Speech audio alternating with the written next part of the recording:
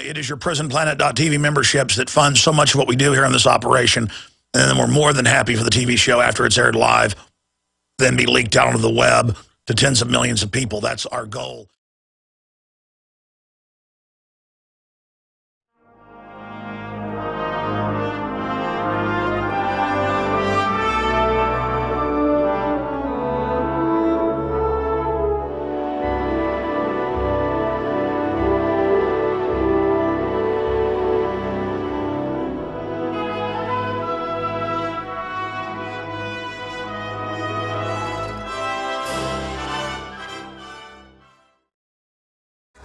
It is Tuesday, my friends, the 7th day of August, 2012. You have found it the tip of the spear in the info war worldwide to awaken the people of the planet to the scientific tyranny known as the New World Order.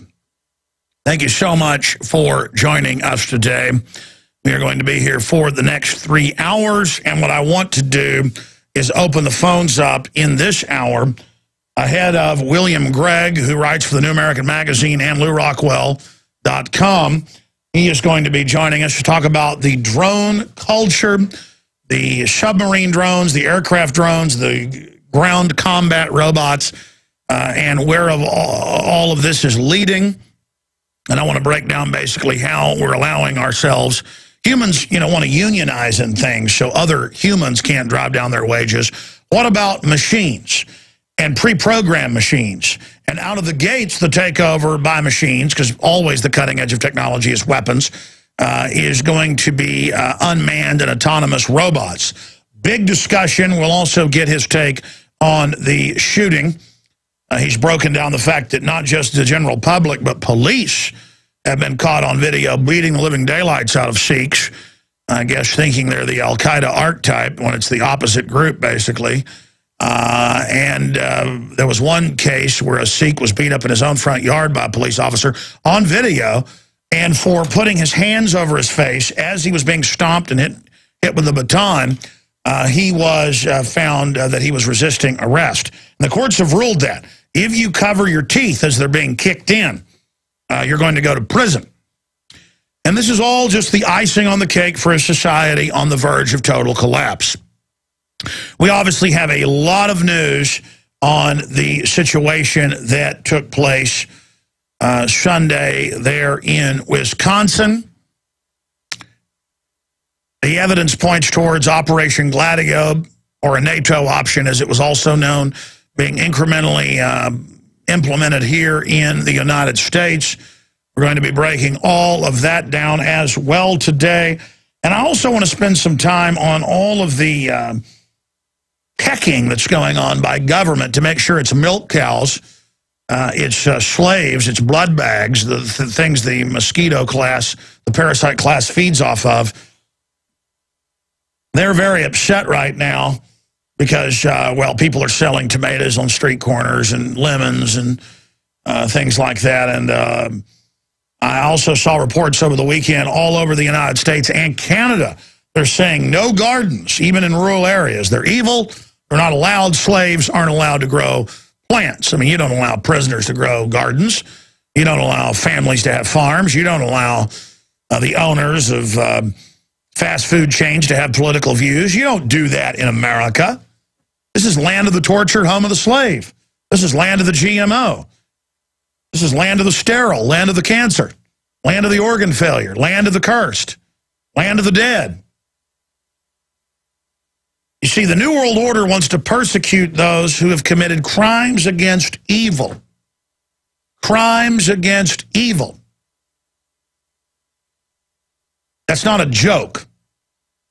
They want to persecute and prosecute and destroy anyone who's wholesome and good, because in their evil takeover, it's anathema. It's like crosses or holy water or garlic to a vampire. As long as we are a strong, upright, focused, conscious population, they can't cross the threshold. But if they can spiritually and culturally sell us on giving into evil, then the sky is the limit. Once we think evil's cute, once we think corruption is cute, once we buy into things like that, the shields are down and we are wide open. Here is the toll-free number to join us on any of the issues that Mike Adams did a great job covering yesterday, along with myself calling in and the crew here. We would love to hear from you today on geopolitical developments, on all of it. I will, after I give the number out, start breaking down the situation as best I can in Wisconsin. The toll-free number to join us is 1-800-259-9230, 1-800-259-9231. And we will go to your phone calls here coming up at the start of the next segment. But let me now just start with the basics. You have an election year, and you have Obama behind in the polls. You have Obama run and financed basically by banker and Chicago mafia. You have Obama and his surrogates in 3 different fundraising letters and in an article in the Financial Times of London. Paul Watson links to this. In his Sikh temple shooter was in Army psychological operations. Batman shooter James Holmes was also connected to military psychiatrist. Yeah, top psychiatrist. In that report, we link to the articles, to the videos. There's actually more than 4. 3 different fundraisers, 1 article, and then another statement. 2 statements on hardball with Chris Matthews by Democratic top advisors. So that's 4, 5, 6. 6 incidences in the last 2 years of them saying a mass shooting would really help Obama. This is hardball, slimeball, because it would let him reconnect with the public. And then you have the fundraisers saying, don't worry if he gets behind in the polls before the election, because our projections show he will. There'll be a mass shooting or a bombing, and it'll be blamed on domestic groups. I mean, we've read these articles. We've played these clips here at nauseum. If you're a new listener, go read the article, follow the links to it.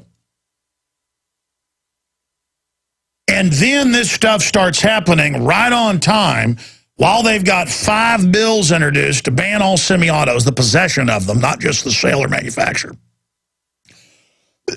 To ban clips with more than 10 rounds, to ban online ammo sales, to register you when you buy guns. The list goes on, to allow the government to just restrict you owning guns, no judge, no jury, not like felons with the 68 Gun Control Act. It's a nightmare. We've never seen such draconian bills, and the media's gotten slick. They've learned just to not promote the bills. Used to, they'd introduce them and promote them and say we need to pass them. They've gotten more sophisticated. They have now come out and aren't discussing it. Or they say, we don't want your guns. We don't want your guns. You've won the debate. We agree there's a Second Amendment. It means a powder, black powder, flintlock muzzle loader. How does that sound? That's what they've done. So they're playing a psychological warfare operation. And then magically, right on time, this happens. Now, if you go over Holmes or you go over this new individual, if you look at it, it fits exactly what we'd predicted. It's not hard to do. And there's so many data points backing up the fact that this is the beginning of an Operation Gladio or NATO option here in the United States. Because we know it's been used in Europe to take the guns, in England, in Australia, and in New Zealand. This has been done over and over again, and we've followed all these past cases, and we know the playbook that private globalist mercenary organizations carry out. And we also know the playbook. We also know the playbook that has been used by governments. And we even have things like Operation Northwoods that describes how to shoot U.S. citizens and then how to blame patsies. And that's a Pentagon green-lighted plan all the way up to the president. And then we have Gladio and the NATO option, both the same thing. Hundreds and hundreds and hundreds and hundreds and hundreds and hundreds and hundreds. Some estimates, well, confirmed it's over 200, but overall 500 are suspected to have been NATO-carried-out terror attacks and mass shootings in Europe in the 60s, 70s, and 80s to blame political enemies of the globalist. So I'll go to your calls at the bottom of the hour. I need to come back and cover this. We're going to go to break, and I'm going to get a drink of water here, and we're going to try to go over all of this. Thank you. Got my water. Forgot to get one. Thank you. But I don't just come on air and say, oh, this is an inside job. I've learned all the signs, and these are sloppy operations. These don't count on these things being carried out with precision like fantasy Mission Impossible or something. These things all count on control of the media. Control of the media and control of the first story to come out from the beginning. It doesn't matter what really happened as long as you can put out the first narrative and keep that, quote, trust with the public. And the public doesn't trust the system anymore, but they still are naive about just how evil these globalists are. So I'm going to try to break this down just very, very simply on the other side, and then we'll go to your phone calls. Eli, Michael, Stephen, Julio, Otter, and others that are patiently holding. And when we do go to your calls, we'll try to move through those as quickly as possible. I'm Alex Jones of Infowars.com and PrisonPlanet.tv. Stay with us. Okay, so if you're a new listener and you tune in yesterday and you hear Mike Adams on the show, the Health Ranger, you hear Alex Jones calling in to his own radio broadcast saying it's an inside job, a false flag, a staged event. You probably don't know it's in U.S. Army manuals that were leaked by WikiLeaks, and the Army admitted that, indeed, they do teach people in special operations and select groups how to stage false flags. You probably didn't know there's countless declassified instances of our military going around the world and shooting up schools, school buses, you name it, to blame it on their political enemies. Because that's how you win wars, if you're just given over to Machiavellian worldview of end justifies the means. A new listener probably doesn't know that Hitler firebombed his own Reichstag to take over or launched attacks on his own military bases in 1939 at Gleiwitz as part of Operation Himmler, false flag attacks all over their border to blame Poland. But see, I live the real world, so I know what these things look like. And then you've got our own government doing this countless times. You've got Obama's top advisors saying terror attacks are coming and the right wing is going to be blamed. They mean the real right wing, the anti-New World Order crowd. And then you have the Batman shooting and the instant hype, and the military top psychiatrist and the guy himself is in a mind control grant looking at areas of neural manipulation at the highest levels of a DARPA contract. Everything we expected. I said, watch there be military psychiatrists. It's always the same. This guy now was in Army PSYOPs for 6 years. Clearly sheep-dipped. That's exactly who they take out of the military. They're not really out. Put in deep cover inside white supremacist groups, just like Tim McVeigh at Elohim City, run by the Southern Poverty Law Center. Jesse Trinidu's brother was tortured and killed because they thought he had knowledge of it. The lawyer sued, kept suing, kept getting FOIA requests blacked out, but they blacked out one part of a document once. He sued through another court, got the same document with another part blacked out, put the two together, and it was the Southern Poverty Law Center running the entire operation. And guess who's all over this as usual? Turns out the FBI was surveilling this group. Oh, I bet they were. And by the way, it's a group. And did a cop shoot the patsy and stop him? Or was this all a setup, or was somebody else a planned patsy? It's got all the markers. I could go on for 10 hours is the problem. She got the White House saying, don't worry, there's going to be events that we're going to blame on people. Now, they don't say they're going to do it. They say there will be mass shootings and bombings, and it will help the president connect with the public. They even say it on Hardball. That's how dumb they think you are. They say this in front of you because they know they control the dominant media. It's still somewhat dominant, but not for long. And so they can push the narrative out. They can push the narrative. So I'm sitting here watching them get ready for it.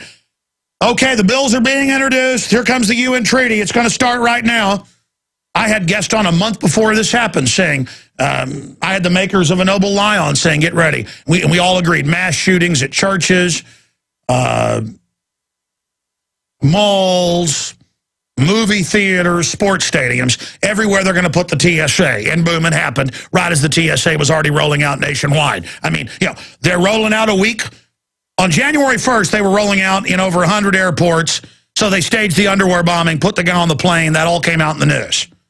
And said, oh, we've decided to put these in because of the underwear bombing when they'd ordered the manufacturer 14, 15 months before, and they were going to be delivered the next week, so the bombing happens. I mean, listen, it's like U.S. troops massed, 44,000 of them, with 16 or was it 18,000 British troops in and around Afghanistan in the month before 9/11, and Bush signed the launch order to attack Afghanistan in 7 days on September 10th. You watch it, it'd be like the Poles watching the German military line up. The Poles said, international community, stop them from attacking us. They're lining up to attack. Boom, the Germans attack their own military base and then invade Poland. I mean, I watch them build up, put out the memos, get ready, introduce the bills, stage it, and then it's always Army PSYOP and Army psychiatrist and Air Force psychiatrist, and witnesses see 4 shooters. The head of the Sikh group said there were men casing the joint the day before, police driving off. Of course! They probably ran a drill. They've got undercover drills and called a cop and shot the cop, and then they probably shot the patsy in the back of the head. If I had to guess, that's how they operate. You ever seen Mark Wahlberg's movie, The Shooter? You better go rent that or watch it on Netflix today, because that's exactly what they do. Okay? Exactly what they do. This guy was probably infiltrating white supremacists. Okay, we're going to your phone calls here in just a moment on this live Tuesday worldwide transmission. I am your host, Alex Jones. The criminal bankers that hijacked our country in 1913 have pretty much taken over most of the state governments and now the bureaucracy.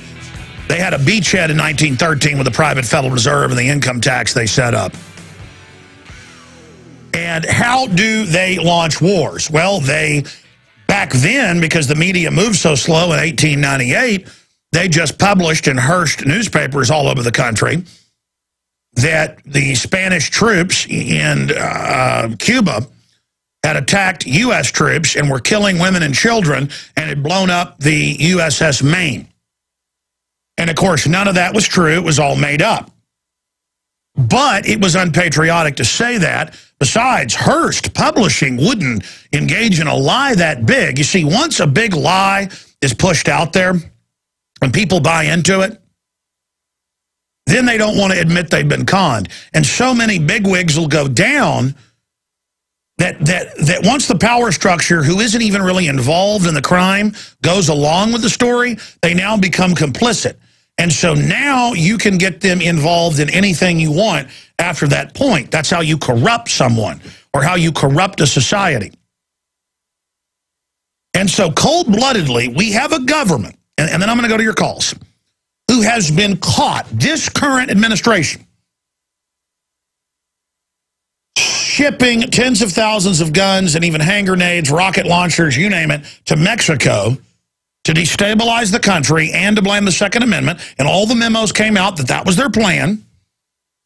And Congress is so blackmailed, they're acting like they're going after him, but really aren't. And so the very same crew that ran Fast and Furious, the very same names, are now in command and ran Fast and Furious. The very same names were involved in Oklahoma City. And by the way, I didn't just start saying this under Fast and Furious. I made a film 10 years ago called Road to Tyranny, naming names and showing documents of who did Oklahoma City, risking my life. I've interviewed the police officers. I've interviewed the former head of Air Force Weapons Development. I've interviewed the workers in the building who saw the government agents and named them later, planting the bombs that they thought were yellow sticks of butter or gray sticks of butter, and they wondered why telephone repairmen would be doing that and stringing wires. So if you've got a group that did that and picked the building because it had a daycare center in it, and G, they write public memos saying a terror attack to be blamed on their enemies is how they're going to get reelected.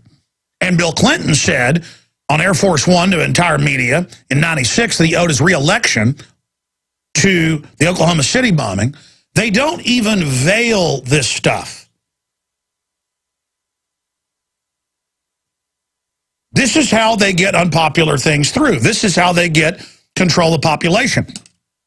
And they've been quietly getting ready to shift over from saying that it's foreign Muslims that are the terrorists, and that's why we've got to give our rights up, shifting now over to domestic groups. And who do they say are the terrorists? Gun owners, libertarians, conservatives, returning veterans, retired police officers. Homeland Security, that is this banker occupation takeover, is saying all the veterans are bad because they have profiled them and know that down the road when stuff gets really bad and they try to implement the re-education camps and the gun confiscation, that it's going to be veterans that are going to be the group that resist. Americans who have used force before, who don't mind dying, and who are sick and tired of it. They've profiled. They know you know it's not that big of a deal to kill somebody. They know it's not taboo for you anymore. They're soldiers themselves, a lot of the globalists. They just like to kill people. You don't like to kill people. You're just willing to do it to protect your family. They hate you. They know you're willing to fight them. So they're massing drones and robots and automated weapon systems and high-tech against you, while recruiting a slovenly group of TSA to be their pot-bellied commanders, just like Hitler did with the brown shirts, on the ground to bully the military and others into submission. Then when they finally take it over the military and police, they're going to let you kill the brown shirts. This has all been figured out. This has all been done over and over again. They'll use the brown shirts to take over, to get rid of the old guard. Then they'll let the new military guard, who's disgusted by the pot-bellied rulers, you'll be able to take them out. See, it's all been figured out, and I don't want to get off into too sophisticated of areas. The point is, tyrants follow very specific playbooks. And the timing, the Army PSYOP, the witnesses saying they were being cased, multiple witnesses saying 4 shooters, all of this fits together. Just like Oklahoma City, you've got a high-level Army officer at a high level of national security, which means banker security, infiltrating a white supremacist nest over the last decade. Most of the members are FBI agents or informants trying to target weak minds that they can provocateur into an attack. And if you can't do that, you go and say you're going to have a sting at a temple. You wind somebody up to finally go in and shoot a bunch of people. Or you have special ops, generally from a foreign country, or mercenaries, do it, and you kill the patsy on the spot who typecast into the area you want. And I don't know which one it is, but within the quadrants, it's right there. It's exactly what I would expect. It's exactly what I predicted. Over and over again, you've heard me here. So I said I'd go to your phone calls. We'll go to them now. I'm sure it'll be all over the map, but that's okay. India is seeking more security, the Hindu is reporting, for their religious places in the U.S. The idea that police are going to protect you or can protect you. The answer is you should have armed security. You should pick deacons who are trusted members of your congregation, whether you're a synagogue, a mosque, a church, a Sikh church, there with their Sunday school, more akin to Christianity than, Hinduism or Buddhism. And I said Sunday, I said it could be a lone nut who, you know, sees guys with bright turbans and thinks it's bin Laden and is sick of looking at it and gets mad at his wife and is destitute and wants to commit suicide by cop, so he goes over and shoots some people at a Sikh temple. That was a possibility Sunday, and we said that could be what it was, but my gut, because of the timing and the reports of 4 shooters, didn't say that. Then the PSYOP officer stuff came out, and the police recordings and all the rest of it, and the timing and the hyping of it. I mean, here's my final point, and I'm going to your calls. You better look up Operation Gladio. Much of it's been declassified. Mass shootings and bombings of movie theaters, school buses, train stations, you name it, all over Europe. It's all come out in the Italian government. Their own president went public. Operation Gladio was staged to blame the Second Amendment. Period. Operation Gladio was staged to blame their Second Amendment-style systems of liberty and freedom over there, and was used to disarm them. And it was used to go after any political party they didn't like, whether it be right-wing or left-wing, that was anti-globalist and wasn't playing ball. We sell a book called Gladio, NATO's Dagger at the Heart of Europe. That's how you nudge people into doing what you want. And you better look into it, you better find out, because Operation Gladio, Part 2, is being implemented inside the United States. It started at the end of World War II. NATO put in countries they thought were going to be overrun by the Soviets. The bankers knew they were. They were funding the Soviets as a clash of civilizations. To be able to be sleeper cells to engage in sabotage. They were really used to stage terror attacks to blame their enemies, because frame-ups are the #1 way to be able to go after your enemies. I mean, it's very simple. No amount of regular propaganda can be as effective as staging a shooting or bombing and blaming your enemy. You drug up the patsy or you kill them on the spot. These are all the telltale signs. All right, I'm done ranting. We'll go to your calls till 8 after, and we have a guest joining us. Eli in Virginia, thanks for holding. You're on the air on this Tuesday transmission. Go ahead. Sir, it's an honor and a privilege to talk to you. I just wanted to say I agree with you 100%. I mean, this is clearly an inside job. I'm actually a former police officer. I'm 24. I worked for the Commonwealth of Virginia as a police officer, and I've been in the meetings where they say domestic terrorists are people who quote the Bible or question an officer's authority under the Constitution or vote for Ron Paul. I've been in those briefings, and I got out of the career and trying to make it on my own now, support my family, but I'm with you 100%, Alex. I mean, this is so clearly what's going on. What frustrates me so much is you see people responding exactly the way the government wants. They say, I've been reading on the comments on the news articles about the shooting, they say, oh yeah, we've spent billions overseas trying to stop terrorism, but what about domestic terrorism? We need to give gun control a good look. We need to stop these domestic terrorists. Well, I can tell you what the cops think domestic terrorism is. They think it's white supremacists, Nazi groups, Christians, and Ron Paul voters. That's what the police officers think.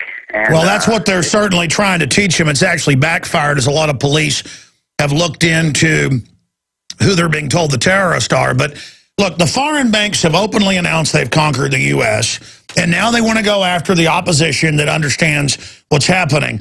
But were the other police officers where you were in Virginia, were they buying this? Because, I mean, I don't just have to believe you. I have the training manuals. If you're a new listener out there, folks, we have the training videos where they say the Founding Fathers are bad, freedom is bad, conservatives are bad, returning veterans are the terrorists. And so Homeland Security keeps saying this is about to happen. The new enemy is the American people. This is how they flip the script on us. I mean, how many of the police officers that you were around bought into this brainwashing? Actually, quite a lot. I mean, it's what's being pushed, you know, Homeland Security. I mean, when you got FEMA and your fusion centers telling you this stuff, and it's, you know, intel and law enforcement sensitive only, you know, they kind of go in a club, you know, it's like a secret group. And exactly. It's like it's like 7-year-olds being invited up by the 10-year-olds into the clubhouse just so they can have you, you know, do stupid stuff. That's all this is, and none of it's real intel. It's all this regurgitated Southern Poverty Law Center, ADL. ADL is basically Mossad, propaganda that is fed to the police. It is so pathetic. And it just keeps all the populace just living their normalcy bias and Stockholm syndrome, just happy to have the government caring for them. But just one more thing, Alex, and I'll get off. I know you're a busy man. I know you said that you need somebody in Virginia as a reporter. I'm right outside of D.C., and I know you probably get everybody telling you this, but it would be an honor and a privilege to work for you. I've got a paralegal certification. I'd quit my job in a heartbeat to work for you. It'd be a great honor. So I just thought I'd throw that out there. Well, send your info in. Here's my problem. A, it's getting money to hire people. B, it's then managing them. I've got a great crew. The problem is I have to tell people and train them, and it's all a time issue. I almost don't want to do my show for like a month and just try to get everything set up the way I want it set up around here, because it's the frustration of always having to do 10 things. But we are in the arena, so that's what it's all about. But God bless you. I appreciate your call. Send us your information. We're trying to hire a bunch of reporters / video editors in-house. And then we do want to get next phase correspondents out there. I mean, I would just suggest you start doing your own YouTube channel, sir. Start doing your own reports. And then that's how you'd end up getting hired somewhere. Let's go ahead and talk to Michael in Oklahoma. Michael, you're on the air. Go ahead. Michael, hey, Alex, thanks for taking my call. I got something so important to tell you about Prozac, James Holmes, and mind control. And this may go back all the way to the MK Ultra experiments. I have 4 friends the other day who experimented with LSD, and they all, after about the 6-hour mark, started coming down off it, except one girl. She kept getting higher and higher and higher.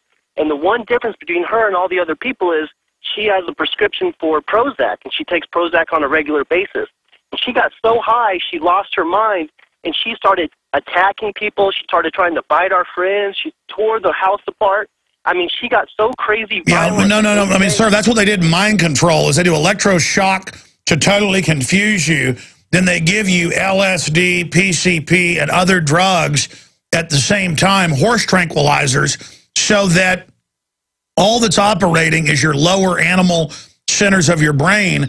And, of course, everybody you see doing these zombie attacks is on 4 or 5 drugs mixed together.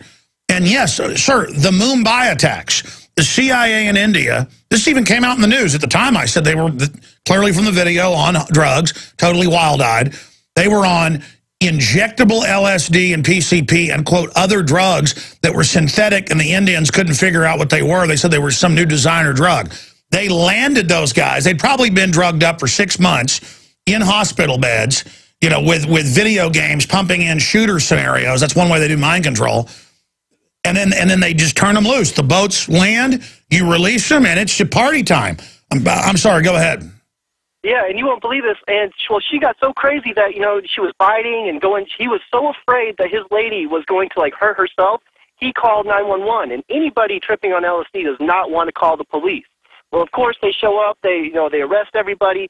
And, you know, she has to stay the night in the hospital. And it wasn't until the next day before she finally came down. She had no recollection whatsoever of that happening at all. Sir, if you take Xanax with alcohol, it can do that. The guy a few months ago that shot a cop for no reason in Walmart, his roommate said he would take, you know, huge dosages of Xanax and drink. I've talked to friends who've, you know, been in a car wreck, so they give them some Xanax for depression, and they drink 2 beers and don't know who they are and wake up 8 hours later in another town drooling in a parking lot. I mean, look, they've got all these wild drugs that are giving us. You're going to see this happen. But imagine what government can do with those drugs and mind control. You add electroshock to it, and then they put these audio sensors on them and just pump audio and visual in. You show somebody over 6 months, over 20 or 30 week-long drug trips. You put somebody on that stuff that long, you can totally erase who they are. And then put a gun in their hand, the rest is history. Hey, that just so reminded me, as soon as I was listening to your weekly, nightly news show just the other night, and when you were talking about Prozac, and James Holmes was prescribed Prozac, and now he has no memory of the accident whatsoever, that just so totally reminded me of that, because all of them had a great time and was totally fine, but she was the only one that kept getting higher and higher, and then she went crazy. Well, yeah, she had a chemical imbalance. Yeah, look, here's the deal. LSD gives you a chemical imbalance, but you add things in there like a serotonin reuptake inhibitor. Her brain just kept absorbing and absorbing and absorbing the LSD until she probably, you know, took the equivalent of 20 tabs of it or more. And that's when people jump off buildings. That's when people eat their baby. Prozac is a hallucinogen. Read the insert. My friends, if you would like to support the broadcast, you can always spread the word about the show, whether you're listening on a local AM and FM station or XM 166, or you can always listen to the free podcast after the show, where and when you want, or get the free iPhone or Droid apps that are all linked on the listen page of Infowars.com. You can also listen to the live audio streams that are there or watch the video streams that are at prisonplanet.tv. And don't forget, we produce a 7 days a week videos that are posted at prisonplanet.tv, 5 days a week, the nightly news, 6 days a week, the radio show, all at prisonplanet.tv. 15-day free trial at prisonplanet.tv, and your membership there makes this broadcast and what we're doing here every day possible. We're in a lot of trouble. The globalists are willing to do anything. They are so brazen, even though they've been caught over and over again. I mean, they got caught doing Fast and Furious because it was so big and had so many people involved, but still the media's only covered a few areas of it. It wasn't just shipping guns, folks. It was a lot more than that. Drugs back into the U.S., weapons to drug gangs around the U.S. The people at the top of law enforcement in this country are narcotics traffickers. Big Pharma that runs this country to a great extent, they were all the companies that brought in opium and cocaine before they developed synthetic drugs. They made drugs illegal in the last 90 years because they were losing their monopoly of bringing it in legally. So they just made it illegal so that they could bring it in and make even more money in the black market. That's what's really going on here. This is a criminal takeover. That's what the New World Order is. And make no mistake, I'm not proud of this. I'm not saying, oh, you should praise me for it. I'm risking my life, though, to bring you this information. Because I understand there's no future if we don't beat these people. Let's go to Steve in Florida, then Mike, Ron, and others. Steve, you're on the air. Yeah, hey, Alex. A few weeks ago, you were interviewing David Icke, and as you were interviewing him, I was just doing some brainstorming and thinking about the globalists and how they operate. And see, the average American is basically clueless that these people are masters of deception and manipulation. They study humanity so they can get them to do what they want without them even knowing it and go along with what they want until it's too late, and then they spring the trap on them. And so I just had some thoughts I wanted to share, some insight into their psyche. These people believe they are superior to everyone in several ways. First of all, intellectually, they engage in psychological manipulation through the corporate media, false information. They are disgusted having to look at their fellow humans and want us dead, and in all their writings, that's what they say, yes. Yeah. Fake images and deceptive messages. They believe they're superior emotionally. They engage in emotional agitation through fear tactics, intimidation, playing on people's passions, lust, and sentiment. And physically, they believe they're superior. They engage in psychological or physiological deterioration through the toxins they put in the food, water, air, etc. And they add to the stress of an already high-pressured society. They believe they are superior economically, so they engage in financial degradation through theft, currency devaluation, credit, inflation, and taxation. Politically, they engage in tyrannical subjugation through unwarranted military force, unnecessary police brutality, unjust imprisonment, unconstitutional laws and proceedings, and unsuitable corrupt leadership. And then finally, they believe they are superior spiritually, so they engage in ecclesiastical domination through their false doctrine and teachings, their occult practices, their counterfeit churches. Listen, I agree with you, but I got to go. Great points. You should shoot a YouTube video with that. We're now into hour number 2. We have a guest joining us who's never been on the broadcast, but I've been familiar with his work in film For about 16, 17 years, right around the time I got on air, I became aware of the John Birch Society's videos. He's a writer. He also writes for LewRockwell.com. William Gregg's going to be joining us to talk about drones, the shooting, and a host of other issues in the next segment. We'll continue with your calls as well into the third hour, and a ton of geopolitical news, Middle East news, economy news, nanny-state news I haven't gotten to yet. Let's go to Mike in Oregon. Mike, you're on the air. Thanks for holding. Hey, Alex, it's great to talk to a fellow patriot. Good to talk to you, brother. I've been listening to you for a while, and you've been saying that you've been putting your life on the line, and I believe it. And I wanted to take the step and do the same. And I come to you today with an idea that I think will bind all of us info warriors together and launch a cataclysmic attack on the globalist agenda. And to do that, I think that if we were to take some of the money from the info bomb this year, the money bomb this year, and put that towards producing some advertisements, either in video or audio or both, on your respective stations that you broadcast on, and target the sheeple, if you will, to notify them and inform them of what's really going on. And I think, honestly, that if you were to do this, we would all be happy to give you the money to do this and make it happen. I know I'm broke as it comes, but... yeah, well, I don't... Listen, here's the deal.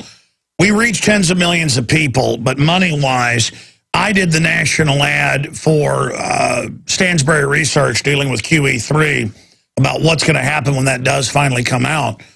And I don't want to get into their budget, but it was a lot more than one of our money bombs would raise. I mean, a lot more every month.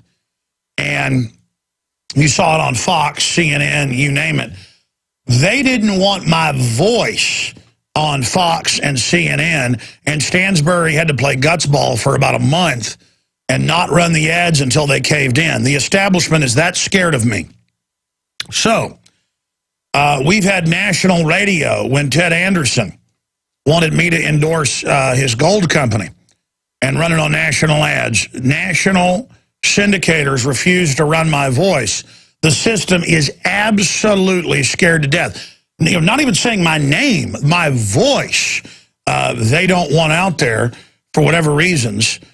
I mean, quite frankly, it strikes fear into the globalists when I'm calm and not gibbering like a wild monkey like I usually do, for whatever reason. And I think it's because I'm not afraid. When I get up here and I say I'm risking my life, these really are killers. But I'm so public, they don't want to kill me probably because it would just highlight everything I've said and done. It doesn't mean I might not make one of them angry and they'll have me killed. But, I mean, I'm willing to have that happen because these people have got to be defeated. I'm trying to build my organization up to a point where I can just do an hour-long news show and have it on time every night to deploy that. But God bless you, and I appreciate your call and your support, sir. Again, a lot of great ideas come from listeners. I need to be financially strong enough just to keep the employees I've got, and I've got to have some acorns buried in case we were attacked or, had long droughts of no funds. As we go into this depression, I've expended much of our backup capital just to get to the point I'm at right now. So I feel the great urgency and responsibility to deploy different programs against the globalists. We're going to have a franchise for InfoWars newspaper that's going to come out monthly, and that's the best thing in the free market is to have people that are already printers or already have newspapers to put out one of these in their area because they're going to try to shut the web down. And as print dies, there'll be a vacuum we can fill, what I call print 2.0. So I got a lot of other plans.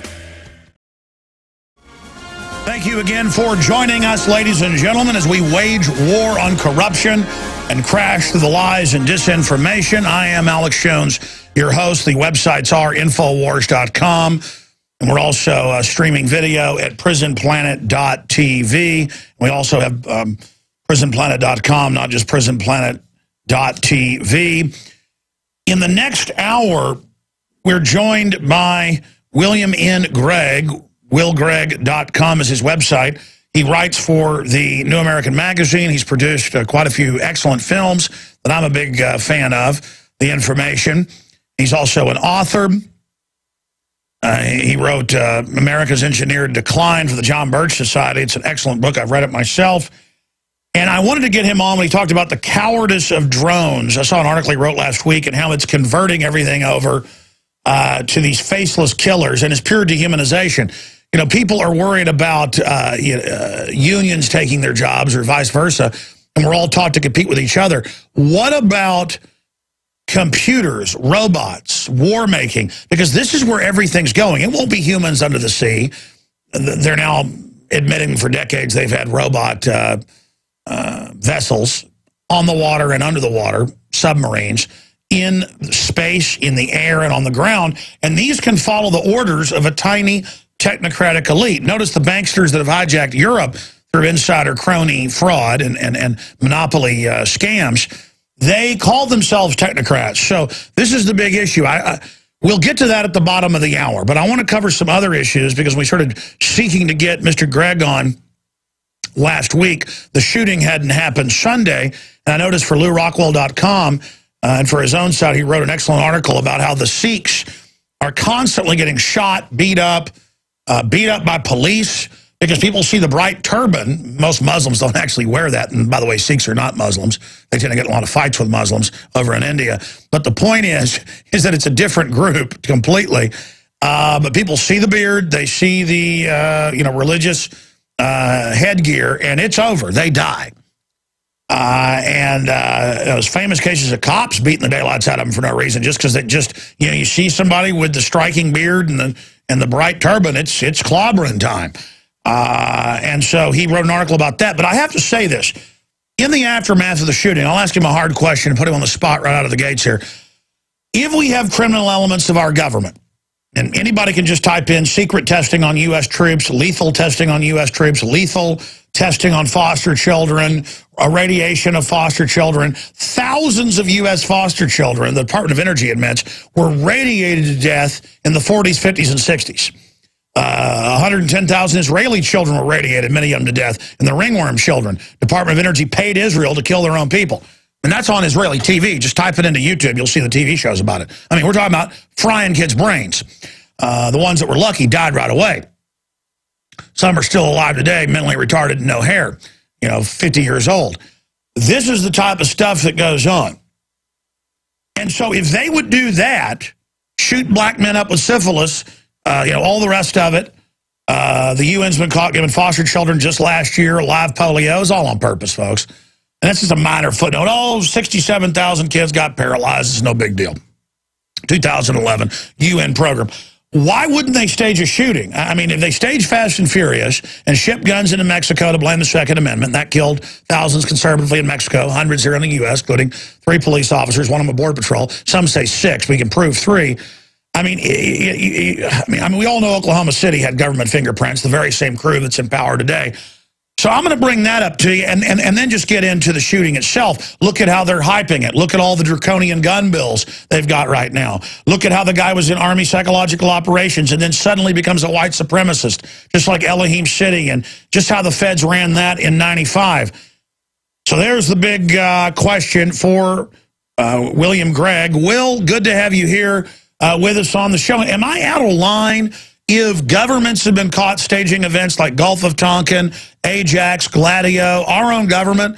Am I out of line with the opportune timing of this and the witnesses saying they saw 4 men with guns shooting people and the head of the Sikh community, the president of the group, saying there were men casing the joint before? I mean, or should I just believe one guy who happens to be dead, he did it, and he's an evil white guy, so now we need the war on terror to be shifted onto conservative white guys?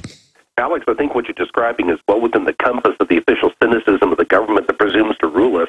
It's a question of ability and not disposition when you're talking about a hypothetical scenario involving stage shootings or atrocities of this kind, because, as you correctly point out, there have been many instances of false flag terrorist attacks and similar atrocities that have been perpetrated in the past for reasons of tuning the public atmosphere for a proposed policy change that requires the dislocation of comfortable assumptions, the sudden violent shock that can create a new consensus. And to that list that you mentioned of these horrible experiments involving the infection of people with various diseases or other types of assaults on their persons, you can add what happened in Guatemala just after World War II. There was a eugenicist program that just became a matter of public record just a couple of years ago. And it's no secret that this technocratic elite that you described exercises what it considers to be a proprietary claim on the rest of us. They consider us to be their subjects, not only in terms of what we generate, what we earn through our exertions in our industry, but also with respect to our physical person, which explains, among other things, the Obamacare monstrosity. They really don't recognize any limit to the power that they presume to exercise over any of us. So when you're dealing with somebody who comes from the background that Mr. Page apparently did, and you have an incident of this sort that has an uncomfortable congruence to the scenarios that have been pitched by the DHS for a number of years, actually going back before the Obama administration into the Clinton administration, you saw scenarios of this kind being peddled by what was then sort of the inchoate Department of Homeland Security, the FBI in particular, with its Project Megiddo report in 1999-2000. They've been tuning the atmosphere for the better part of 2 decades now to anticipate this advent of so-called lone wolf terrorism that would implicate the social cohort they call the radical right. So when things like this happen, and once again you have to take into account what the FBI has been doing for the last 10 years in terms of staging little melodramas, Homeland Security Theater, false flag terrorist plots involving Muslims, in which you have people that the federal government refers to as terrorism facilitators. That's actually in the legal documents. They refer to certain people employed by the FBI as terrorism facilitators. We have instance after instance in which the Muslims have been manipulated this way. It shouldn't surprise us at all if we find out that at least some of these episodes, some of these incidents, bear the same fingerprints and have been orchestrated for the same purposes, particularly, as you point out, in light of the accelerating drive for civilian disarmament. Exactly. They've staged up before. They stand to gain from it. It has all the telltale signs. We would be naive to not look at this as being at least provocateur, and the evidence, I believe, points towards completely staged with the timing and all the rest of it, with the Southern Poverty Law Center fluttering around. Sure, and the television ad that was playing on Sunday, capitalizing on what had happened in Aurora and then what had happened in Tucson back in 2011. Once again, I talk about the idea that there's a certain harmony, a certain convergence of events here that drive us in a certain direction. And there are people who do, to the best of their ability, and their ability, I think, is rather formidable, try to script large-scale events of this sort or to capitalize on things that happen that are compatible with their agenda. If you're dealing in the person of Mr. Page with somebody who simply went off on a bender after being trained to kill people, he's a disgruntled former federal employee. That's his most important affiliation here. Everything else is speculative. We do know that this guy, like Timothy McVeigh, like the other people who surrounded McVeigh, the others unknown, who've conveniently been ushered off the stage, these people were federal employees or former federal employees. Take the Joker killer. All federal grants, special Air Force psychiatrist assigned just to him, people reporting multiple shooters, but that doesn't, again, it's always people on government payroll or PSYOP chiefs or sheep-dipped Pentagon folks like McVeigh that do this. Or in the case of the accused Aurora shooter, once again, you got the connection to DARPA, which is very much the past masters of manipulating both technology and psychology to bring about certain... Exactly. It's always the same MO. Complex, yes. It's always the same MO. It's always the same timing. That said, then shifting away from that, bottom line, giving our liberties up isn't going to protect us from nuts. The answer is more guns to protect ourselves, and that's how the American people are responding. We're about to go to break, but Will, where would you say the state of the New World Order is right now? Are things going well for them or badly? I think in terms of what they achieve or what they seek to achieve with respect to the consolidation of financial and political power and also military power, things are going very well for them as they go increasingly poorly for us. We live in a relationship of inversion with the people who presume to rule us. When you're talking about particularly the financial element of this elite, they're giddily buying up most of the afflicted farmland in the United States, positioning themselves to act in the same way that the much denigrated preppers and survivalists behave. The difference is they're able to do it with entire huge tracts of farmland as opposed to having food storage. They can simply buy the farms. And the same thing is happening in South America. They've been behaving this way since 2008. Many of the people who, for public consumption, assail preppers and survivalists, the people in hedge funds and such like, are doing the same thing on a massive, monumentally larger scale. That's something that is to their advantage. It's to their advantage that they're able to manipulate public opinion through the use of events of this sort, whether staged or incidental. And, of course, it's to their advantage that we have wars and rumors of wars propagating overseas. War, of course, is something that's very conducive to molding the public mind into a fashion where people are receptive to the idea of surrendering their liberties and surrendering their individuality in the service of something supposedly larger than themselves. So as things go poorly for us, and increasingly poorly, things go increasingly better for our self-appointed rulers. That's right. Killing is their business. Business is good. Exactly. William Grigg is our guest. We're going to come back and get into the Sikh angle of this. Then we're going to cover drones. Stay with us. William Grigg is our guest. He writes for LewRockwell.com, New American Magazine. And, of course, we also post his fine work at Infowars.com. You can find his books and videos that are extremely powerful, like Global Gun Grab. He's got that on the whole gun grab at his website, willgrigg.com. Going back in the short segment we have, next long segment, we're going to get into drones and, well, really the end of humanity. That's what Bill Joy, 12 years ago, called it in Wired Magazine. He called it Why the Future Doesn't Need Us. We're going to be breaking that down. But I noticed you wrote a story, I guess it was yesterday, breaking down the fact that Sikhs, and Upfront Sunday, I said this could have been some lunatic because there's such, Islamophobia where people I talk to think Muslims, every Muslim wants to kill you out there, while Western governments bring them in at record numbers to create that clash of civilizations. It's all a divide and conquer mechanism. But the fact that the Sikhs, are wearing that archetypal dress that almost no Muslims wear, because it is a Central Asian dress, really a medieval dress. And when cops or anybody sees these, it's almost like a bass fish seeing a big lure go through the water. They just go crazy.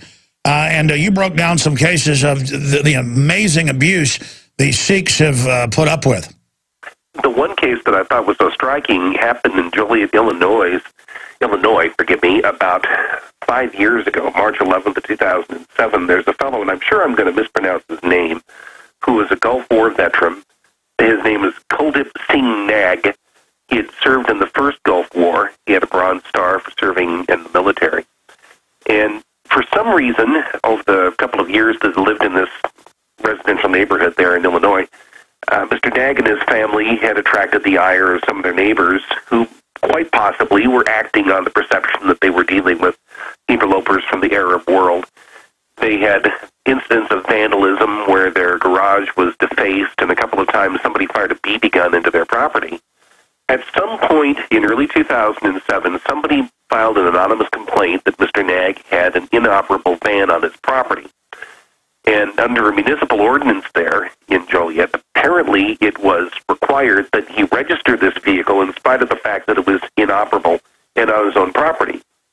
So in the morning of March 11th, a police officer showed up. The police officer's name was Ben Grant, who knocked on the door and announced that he was going to tow away the van.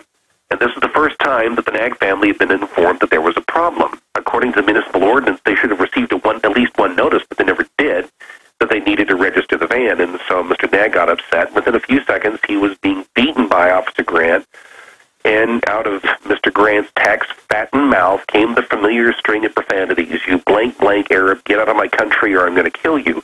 As he beat this man with the baton and threw him face down and handcuffed him and called in a report that he had been assaulted by Mr. Nag. And he was eventually convicted of aggravated assault, and his assault consisted of desperately throwing his arms up to try to ward off these completely unprovoked blows by a police baton. Apparently, impeding the cranium-bound trajectory of a police baton constitutes aggravated assault. No, courts have ruled that. So you're going to let somebody attack you with a deadly weapon for no reason. Exactly. See, I wouldn't be able to control myself. I'm not. I just can't handle the image of these bullies when somebody's down, kicking them in the face, and if you cover your face, they charge you. It's just an incredible crime.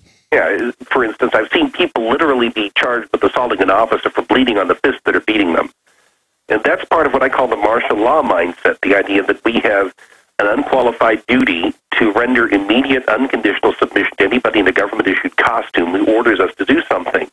In a free society that's worthy of that description, nobody who's a government employee would be able to exercise that supposed authority over... Well, let's be honest. They're getting rid of the private property and the free speech next. There's really nothing left but the Second Amendment. We're not a free country anymore. We've been conquered by criminal elements, and they've trained and hyped up the system to love evil. That's apparently what's happening. I can't disagree with that assessment as much as it pains me to admit it.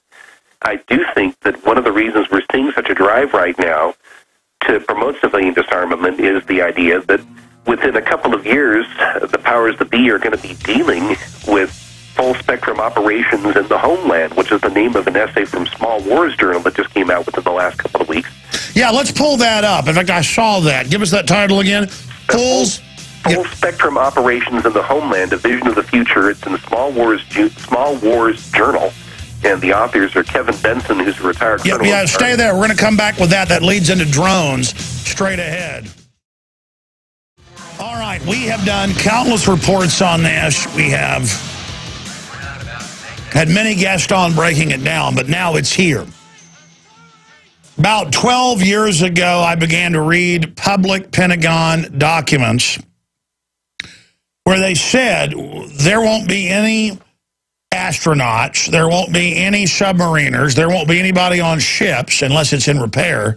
There won't be any submarines, as I said. There won't be any men in aircraft, or women for that matter. We're all fighting women in the Air Force, women in combat roles.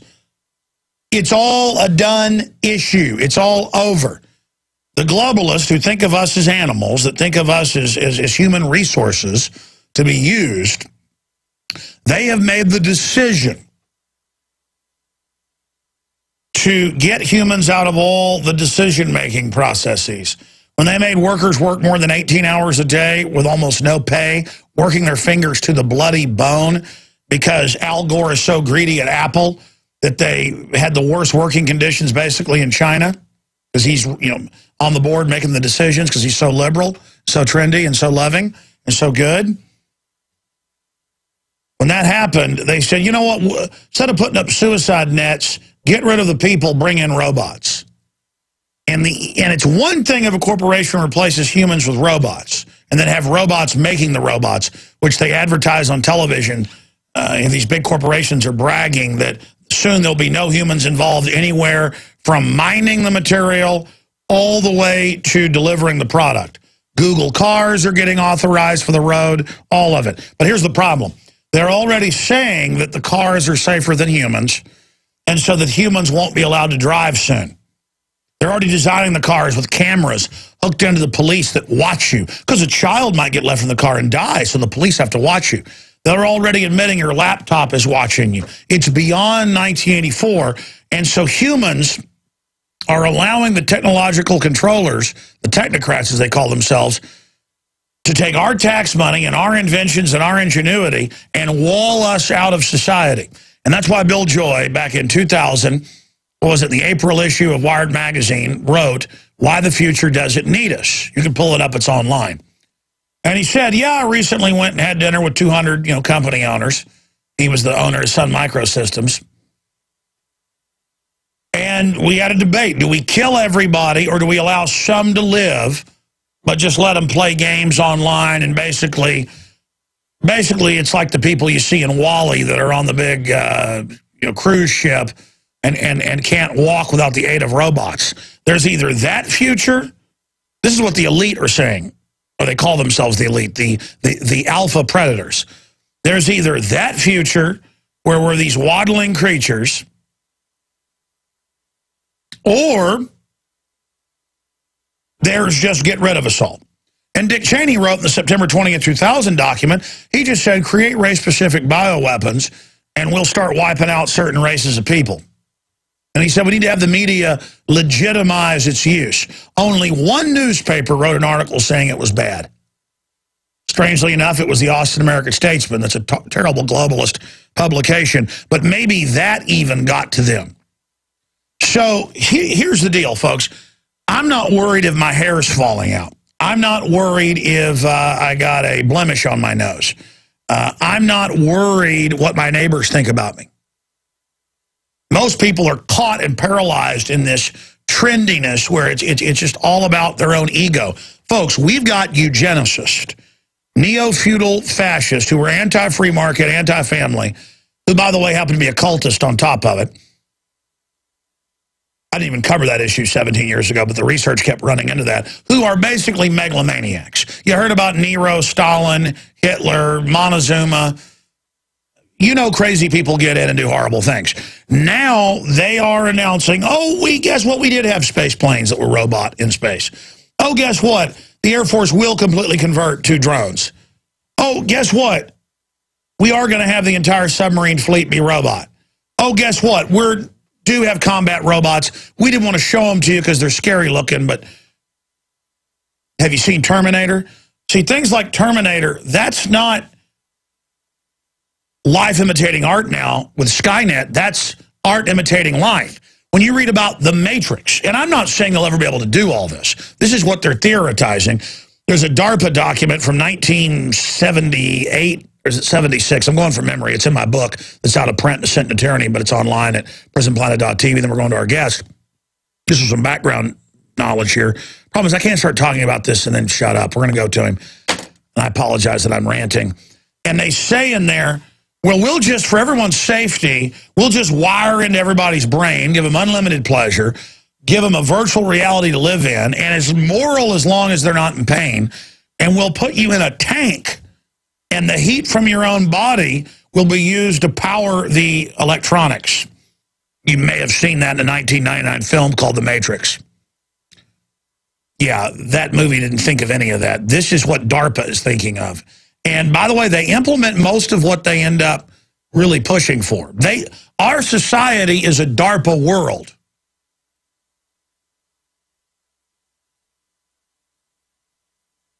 Let's go back to author, researcher, filmmaker, Will Grigg, willgrigg.com. Greg is Grigg.com. Excellent site. Recommend folks check that out. Will, you've heard my little 5-minute rant here.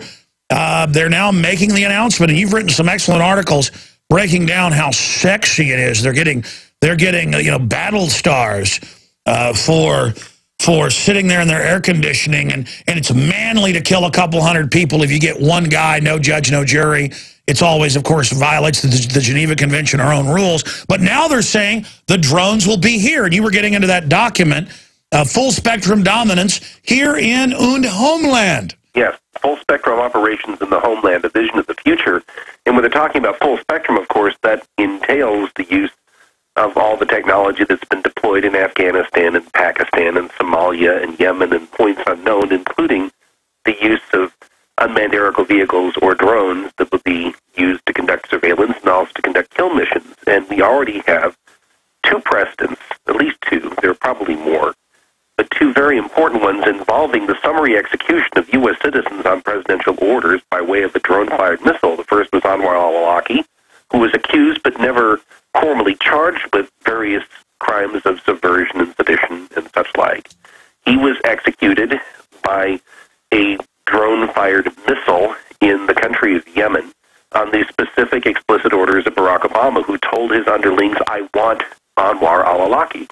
And then by the way, they say that to make it sound like he's James Bond. We don't even know if any of that's true, and his family got killed reportedly because Fox News did report he was really meeting with the Secretary of the Army when he was on the most wanted list and was a high-level agent. So that was probably just them publicly retiring one of their assets. And they may have actually killed him. They're so traitorous to their own operatives. That's true. I mean, we have to consider, once again, the inexhaustible cynicism of the people we're dealing with. But we do know that a couple of weeks later, there was another drone strike on the 16-year-old son of Mr. al-Awlaki, who'd apparently gone to Yemen searching for his father, who had been publicly named as somebody on a kill list. So they've established a precedent here by making the claim and exercising the supposed authority to bring about the summary execution of U.S. citizens by way of drone-fired missiles. And, of course, this year we see that surveillance drones for domestic law enforcement applications are becoming a more and more commonplace thing. They've been in the pipeline, as you point out, Alex, for many years.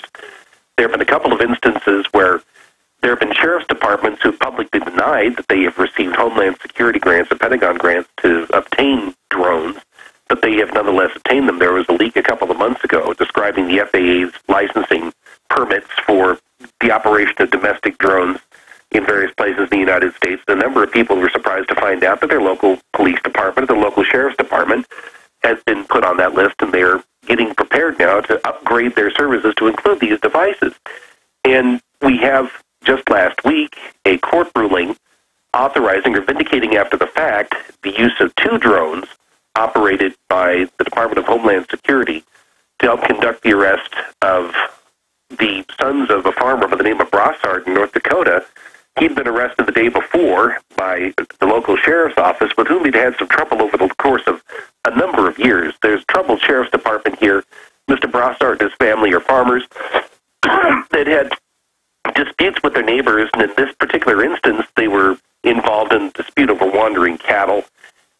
Which the media spun as rustling, and so now the Sheriff's Department called in Homeland Security and the Air Force with air support, and that's what they're now announcing. I've talked to police, but it's also in the documents. You mentioned that full-spectrum dominance report. I was just showing it on screen for PrisonPlanet.tv viewers. It's got Army entering our houses. It covers everything they're going to do to us. Exactly. The loving gun confiscation, everything. Go ahead. Well, all these things have been done overseas by the U.S. military in the course of what is called Operations Other Than War, OOTW, OTWA, Operations Other Than War, in which you have police officers acting as reservists and National Guard operatives, National Guard soldiers, sent overseas as part of military operations where they behave as police officers in countries such as Afghanistan or Haiti, Somalia, you know the list. And then once they've developed this ability, they come back and they start doing the same things domestically. One of the things that I find quite fascinating is that if you take a look at military deployments in the 1990s during the first Bush administration and during the Clinton administration, you have episodes of what is called in the literature micro-disarmament. Micro-disarmament is, as you say, Alex, the confiscation of firearms using gun registry lists. This happened in Haiti, for instance. In Haiti, you could own just about any firearm or explosive device you wanted, as long as you registered with the local constabulary.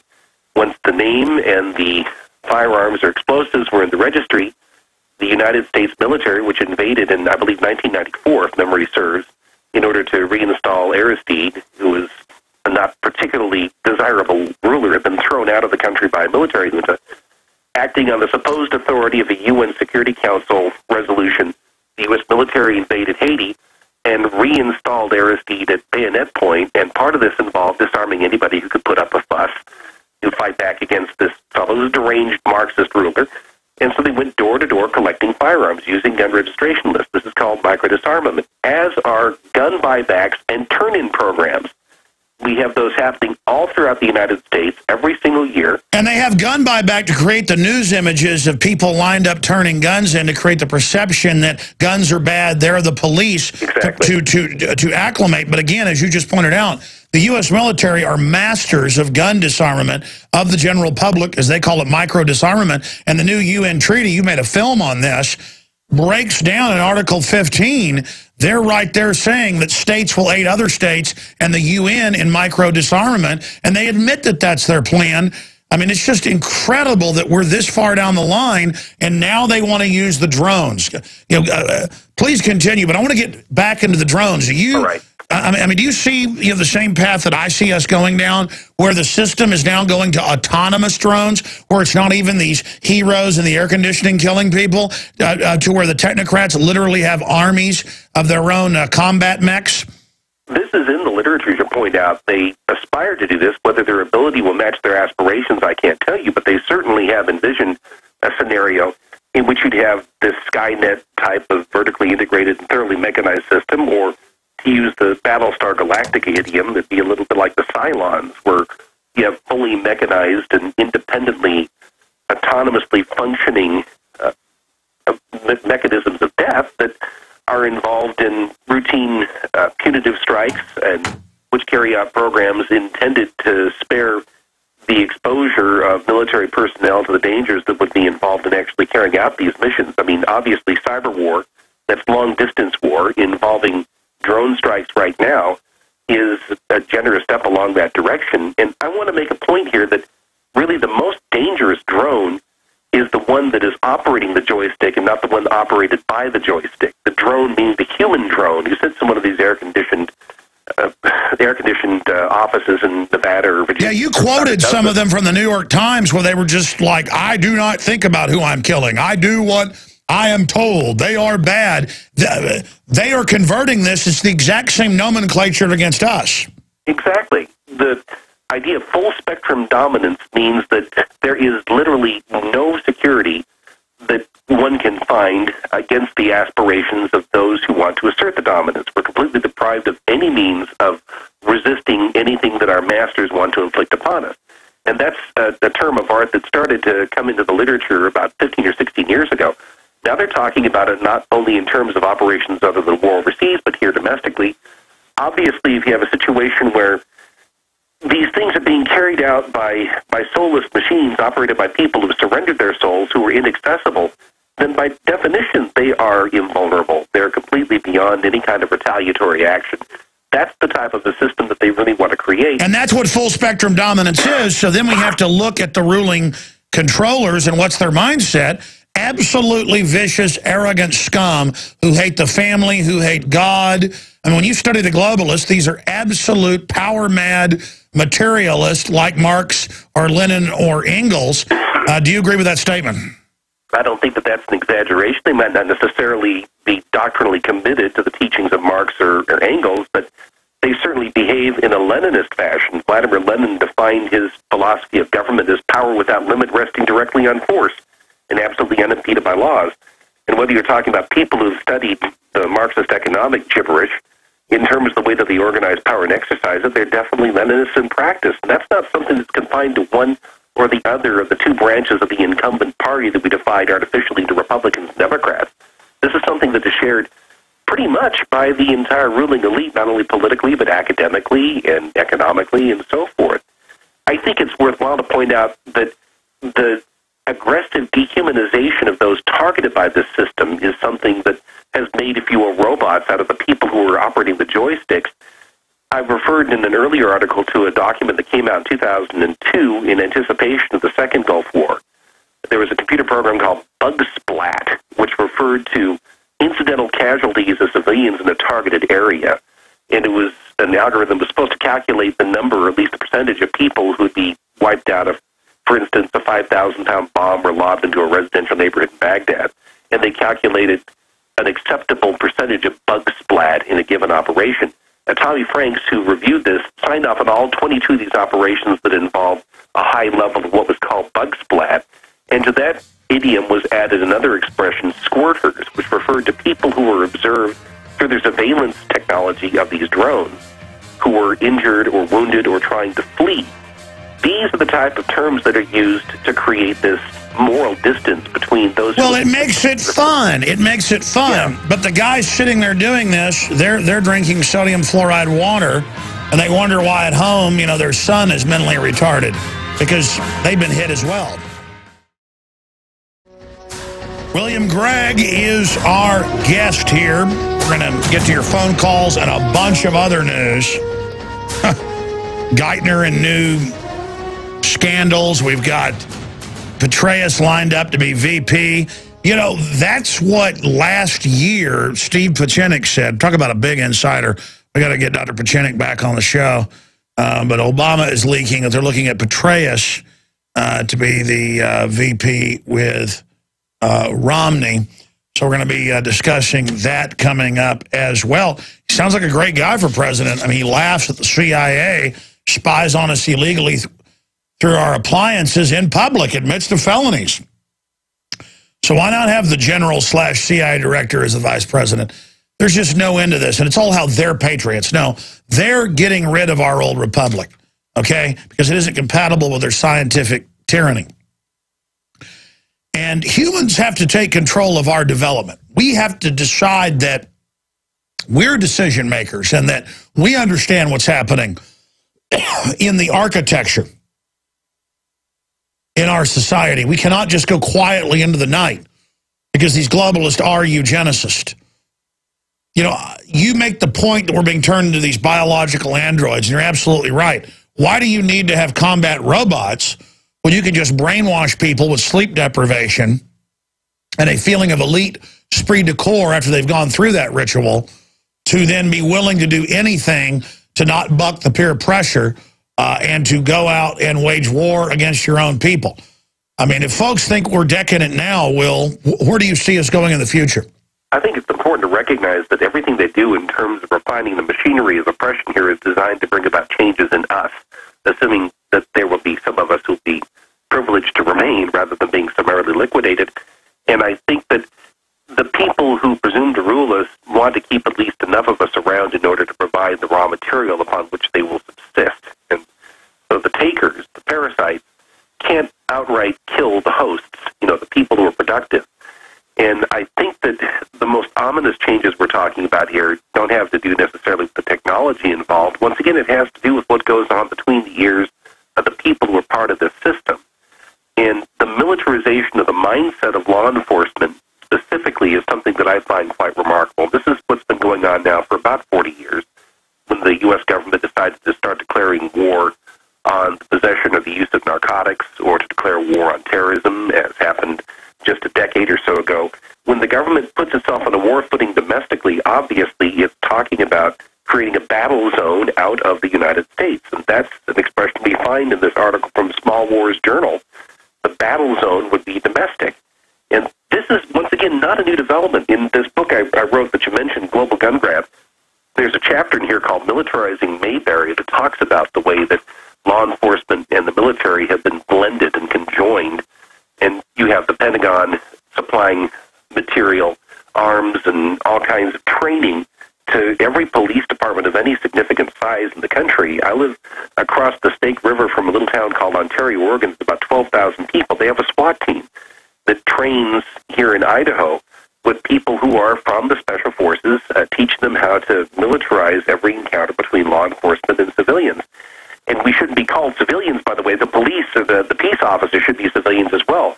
In Aurora, Colorado, a few weeks before the shooting, there was a bank robbery where the police simply shut down an entire block and arrested everybody in sight, creating, if you will, sort of a microcosmic martial law setting. They arrested everybody so they could search their cars. They handcuffed them, and then they asked permission to search their cars. There's somebody handcuffed who could resist that offer.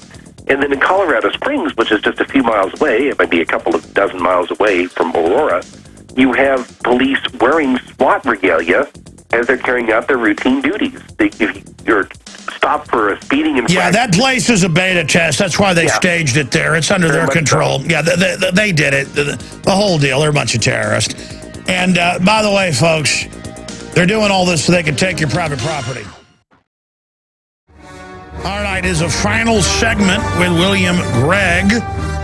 Very insightful interview today. And then we're going to come back from break, go to your phone calls, and then get into all the other news I haven't covered. And boy, that's a lot. Here on this Tuesday worldwide transmission. Will, I've been asking the questions here. In the 5 minutes we've got left on your considerable plate, what else is front and center? What else would you like to impart to our worldwide audience of freedom lovers? I think it's worth reviewing our assumptions about how society should provide for security. If we're going to have a free and reasonably prosperous society, security has to be something for which the individual takes responsibility. And we have to start uprooting some of the bad assumptions that have been embedded in the system of politics under which we live. And the first is that the government should have a monopoly on the use of force. Say what you will about the constitutional republic we were given, one of the really interesting things that distinguishes it from any other system of government is that it explicitly repudiated the idea that government should have a monopoly on the use of force. That's what the Second Amendment is about. People get into arguments about the minutiae of the Second Amendment or the applications thereof. What what they don't recognize is that by explicitly recognizing the individual right to armed self-defense, that document repudiates the idea that government has a monopoly on the use of force. Yet every political science class in this country is going to teach that concept, and that's a Leninist concept, not a Madisonian one. If the government doesn't have a monopoly on the use of force, it stands to reason that the government cannot use force that the individual is forbidden to use, and that leads us to the non-aggression principle. I have no right to commit aggression against anybody else, and I have, of course, the reciprocal right not to expect to be aggressed against. And it doesn't matter whether the aggression is committed by some tattooed gangbanger who's part of a private mob or some tattooed gangbanger who wears a government-issued costume. If it's aggressive violence, it's wrong. And I would hope that what's happening in places like Fulton, California, where there's serious consideration being given now to disbanding a police department that is murderous, I would hope that that would start to propagate itself across the country. I've helped in some very, very small way to bring about the disbanding of a couple of police departments. There's one in Covington, Texas, that was being run by a police chief who was the local drug lord. That's certainly not an uncommon thing, owing to what goes on in the name of the war on drugs. And what's happening is the pressures of the financial collapse are becoming more acute, is that a lot of municipalities are learning that they can't afford to spend the money that's been set aside in these unfunded pensions for police chiefs who can pull down $200,000 after working for 18 months. I saw a police chief in a small town in California getting like 700 G's a year. Yeah, that's not uncommon. And what's going on in places like Stockton or North Las Vegas, where 67% of their budget is on so-called public safety and public security, you have these unionized police forces that are... Well, that's it. I mean, we're being held hostage by the security bureaucracy. That happens in every other third world country. Yes, and they're going to kill the golden goose if this doesn't get reversed. Yeah, and there's getting to be some pushback here, which is why I think we're hearing discussions of the idea of full-spectrum operations in the homeland. And this scenario sketched out in the Small Wars Journal talks about a small town in South Carolina becoming an American Fallujah, where you'd have to have the Department of Homeland Security and the Pentagon essentially turn the town into a free fire zone if people don't submit to what this document calls the constitutional legitimacy of the federal government. And that, once again, assumes that the government is somehow the source of its own legitimacy. All right, William, let me stop you. I hadn't read the whole document. I saw it a few weeks ago, I think, because you'd written about it. Excuse me? I mean, you're a respected journalist for the New American Magazine for, I don't know, decades. I hadn't read that. You're saying that full-spectrum dominance in the Homeland document talks about occupying and taking out American citizens in a city. In a small city called Darlington, South Carolina. Tell you what, pull that up. Can you do 5 more minutes on the other side? Yes, I can. All right, pull that up. I want to break this here on the air when we come back. We've gotten the re-education camp document. We've gotten the secret arrest document, the secret kill document. Now the gun confiscation document, and now come into the city and kill all of us like Fallujah. Unbelievable. We'll be back. All right, we're continuing to talk with New American Magazine writer, filmmaker, author. He also writes for Lou Rockwell, LouRockwell.com. I'm Alex Jones with Infowars.com and PrisonPlanet.tv. And constantly, new Army documents are put out public on the Army's own website. Re-education camps for the American people, national gun confiscation drills, demonization of the Founding Fathers, veterans. They teach the military this now. Just incredible treason now that foreign banks have bragged on national television and in print that they've captured us and are now going to mop up the freedoms we had.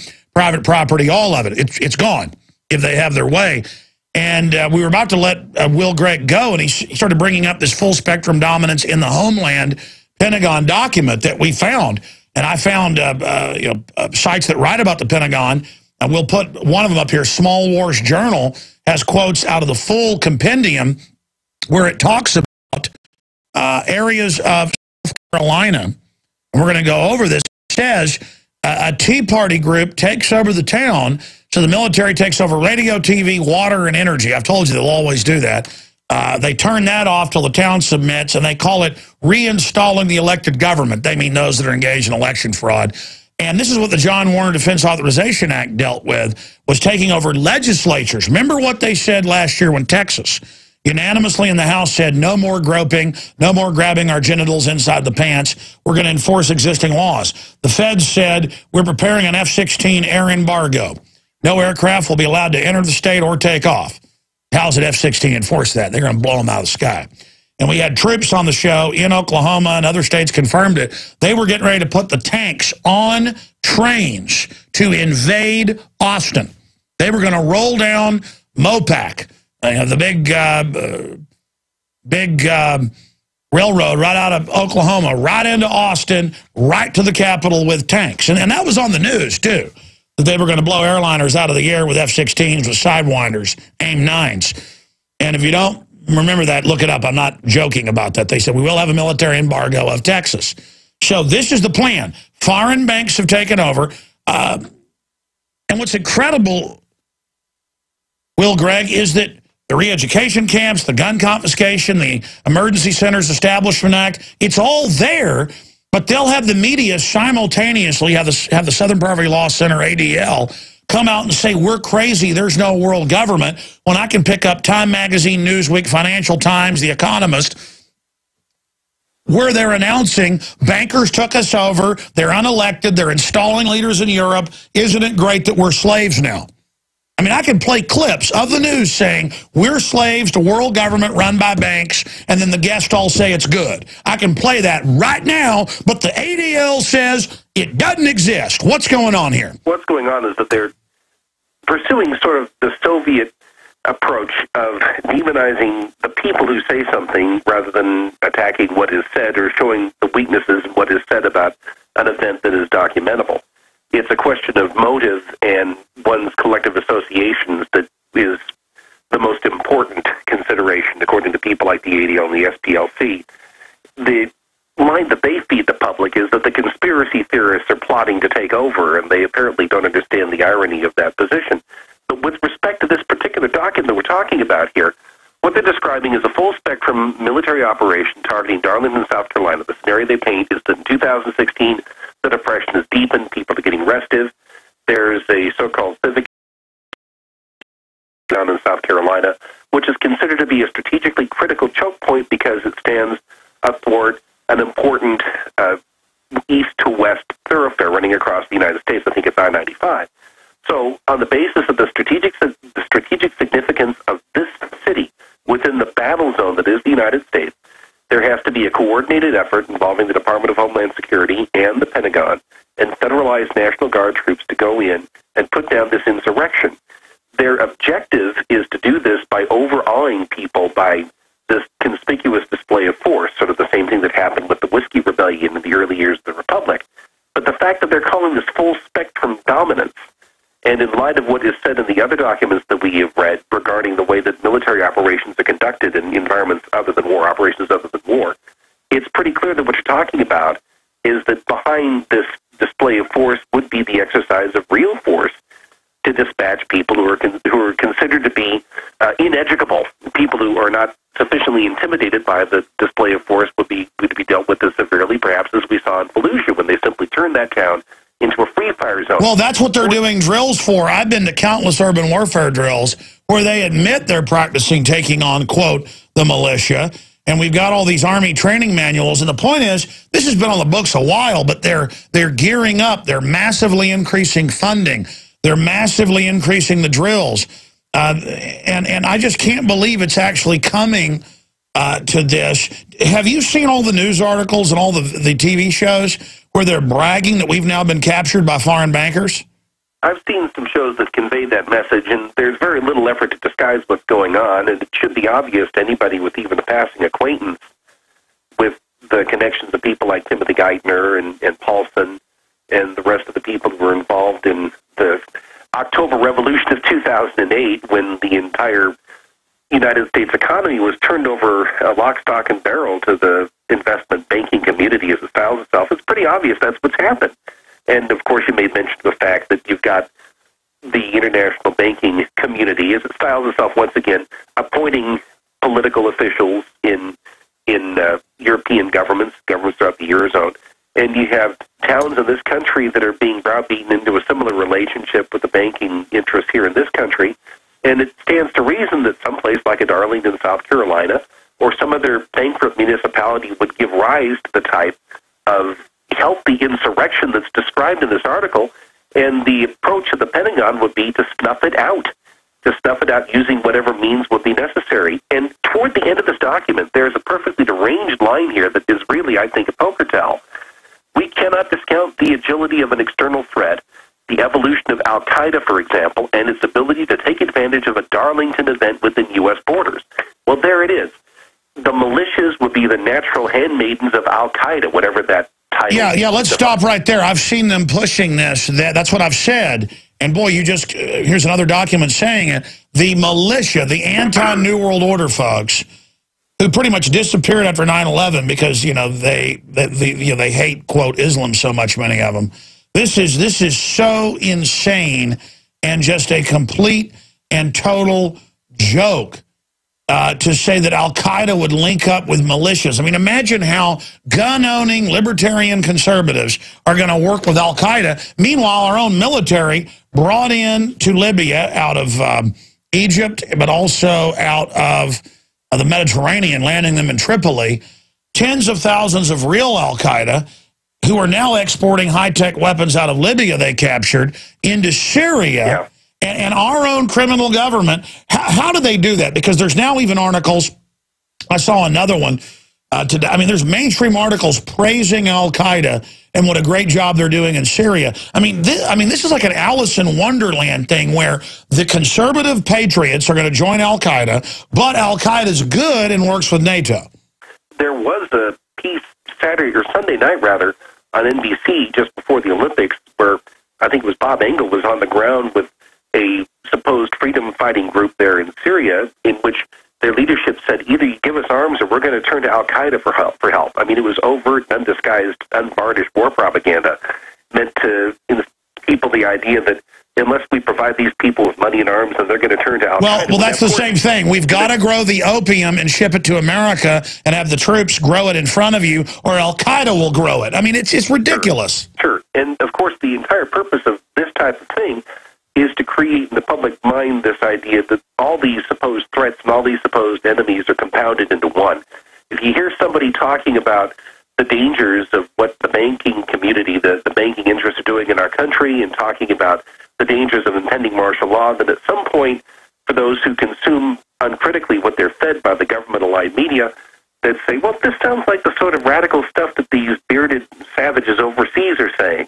And so there'd be, I think, at least on the part of some segment of the public, a receptivity to the idea that the government has to do these horrible things in order to deal with insurrectionaries in Darlington, South Carolina, or any place else in the country. The sort of thing that happened almost 20 years ago with respect to the Branch Davidians at Mount Carmel. The public was fed an incessant stream of dehumanizing propaganda, investing David Koresh and his followers with every manner of ugliness and viciousness. And so when they were immolated by the federal government on day 51 of that siege, they deserved the first reaction was on the part of people saying they deserved it. They had it coming to them. They're an evil, sexually deranged cult. And people tend to be malleable then. By the way, you just mentioned that Pentagon document. They had it on screen while you were just talking, and I was reading it. It talks about checkpoints, not letting the food and water into Darlington, South Carolina, and then having the people exfiltrate out. Yeah. I mean, this is martial law, and this is what I've seen the military trained for. In the gun confiscation manuals, it says they're going to lock down and barricade cities. I mean, our government has been taken over by foreign banks. The military is being trained to be collaborators with this. It's that simple. And people, they're going to create a climate where they're going to force us to resist. That's why they're training for this. It is the total takeover of our society. Well, Will Grigg, I've always been impressed with your films. I've been impressed with your writing. I don't know why I never got you on the show. I mean, maybe over 17 years I might have talked to you once. Have I ever interviewed you before? No, I think this is my first time, and I appreciate it, Alex. Yeah, I've talked to Will Jasper and others. Well, great job. We need to get Mr. McManus back on the show as well. Just had Bob Dacey in here a few weeks ago. Thank you so much for your tireless work. You guys really are the proto-Tea Party. I mean, you helped wake me up, and then I've helped wake up millions, and just God bless you, and thanks for all the time. Thank you so much, Alex. God bless you. All right, goodbye. There goes Will Grigg. I'm going to come back, go to your calls, John, and then Mike, and then Alex. Marianne, Ron. We'll get to those 5-6 calls, and then it's a news blitz. Believe me, you don't want to miss any of this key intel coming up. I'm Alex Jones, defender of freedom. Look, it's happened in every other country, in every other society, every other empire, throughout history, over and over again. Powerful, corrupt interests get in control, and they take over the military and absolutely rob everyone. I mean, government is already inoculating your children nationwide illegally. They get on the news and say it's the law to take vaccines illegally. It's a group of criminals. I have a stack of health news again today. More big studies about how GMO corn and other things is totally sterilizing gerbils within 3 generations. That's why people are going sterile. I mean, folks, they've got to have all the drones and stuff in place, because another 20 years, with all the health problems we've got now, when another generation hits fertility and you know, 80% of them can't have kids, you're going to have some mad people. But it's all right. There's going to be drugs in the water. They already are putting them in the water. But there'll be public drugs in the water, so you don't get upset.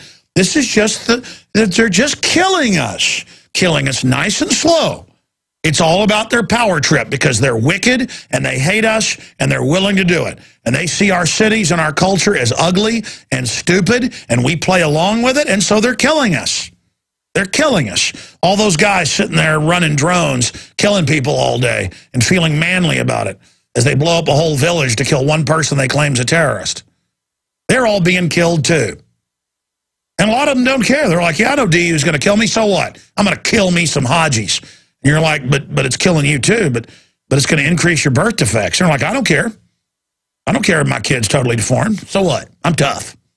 I mean, it's really a culture of murder me, kill me, run over me. I want to be a slave. And because it's a spiritual decision with these people. These people at every level of society that serve the dark side, they like it. So I guess in a way it's a good thing. I mean, it's what they want. I saw this photo last night, and it turns out it's old news. And when I saw it, I didn't believe it. I saw it posted on my Facebook, and I didn't believe this photo. In fact, I'll cover it after calls. And it's, I had an abortion, Gloria Steinem, on how wonderful abortions are. I mean, it's one thing if you know, get an abortion, that's bad enough. But to act like it's fun and cool and you're in charge, it's just begging for the New World Order to release a bioweapon on us. Planned Parenthood, I had an abortion. I mean, what a sack of trash. CIA officer, sworn to destroy the family. She admits that now. And she loves what she's done to this country. She loves the fact that we're hunchbacked, ugly, stupid, gibbering people now. I mean, she just loves it. She loves the fact that the prisons are full, the children are in pain, the CPS is, I mean, God, we're cursed. She just loves it. Because we're all on abortion. Okay, they want to abort us. You got that? Because they're a bunch of crocodiles. They're a bunch of snakes. They're a bunch of pit demons. Man, Gloria Steinem is a sack of demonic filth that just loves death. And they love that power. They're attracted to the fact that we're in charge and we're going to get you. We're going to have your 12-year-old when she gets pregnant. We're going to take him to Planned Parenthood without you knowing, and we're going to abort that baby. And we're going to shoot you up with vaccines and sterilize you. And we're going to do it because we're liberal. We're liberal. John in Utah, you're on the air. Welcome. Then I'm going to go to Mike. You're on the air, John. I'll go about my ebook on showing why the income tax is and must be voluntary. And it's the key and the silver bullet to getting rid of the income tax. But not only that, since the Obamacare decision by Judge Roberts points out that the mandatory part of the tax is really just an addition to the income tax, it is the key, once people understand that, to negating that, the Obamacare. But, you know, to understand this, and the reason we don't understand why the income tax is voluntary is because we don't understand that our tax law has to correspond to that was in England at the time of the Fifth Amendment was ratified in 1791 in order to meet due process. And it does. And what it corresponds to is the 1040 is a voluntary contract. Yeah, no, it's all a total fraud to the private Federal Reserve, it's all a total scam. The problem is it doesn't matter if it's not legal and lawful. This is a lawless crime syndicate of hopped-up control freak scum. So just because we've been conquered by foreign banks, the people don't know that yet. So we've got to somehow get the information out to them. But just because it is voluntary, that's why these globalists don't pay it. They're the only ones that are selectively not attacked by armed robbers who believe they're police officers. They've got armed enforcers that are ready to eat their own children's brains and ask for seconds. Yeah, the death machine isn't slowing down. It's gaining pound for pound. Somehow people think that the military and all these systems of death give us individually power. It doesn't. It gives us insecurity. I mean, the Romans 2,000 years ago knew you didn't let the military inside the country of Italy. It didn't even exist. It was a province of the city-state of Rome, and they couldn't bring the troops in past the Rubicon River in Tuscany, up in the north. You could not bring them into the province of Italy, out of Austria, and out of what is Switzerland today. They had different names then. And, folks, we're going to get hurt bad. I mean, it's just like last week, Harvard came out and said, we've reviewed more than a dozen top scientific U.S. government university studies on fluoride, and it does increase cancer 7-fold in men, and just one type, 3 in women, and it does cause massive brain damage. Yeah, that's why they put it in the water. And again, I just go back to that. This is so far beyond arguments with people, okay? I'm not apologizing here for telling you the truth. We got some sick freaks in control. And the minute they got a national security state in 47, after they brought more than 100,000 Nazis, top Nazis over here, and they didn't just get their knowledge of science, they put them in charge of everything at a director level. And again, this isn't some obsession with Nazis. That's just the people running things here were already so evil because they taught the Nazis everything they knew. They hired them to run. I mean, we are in a lot.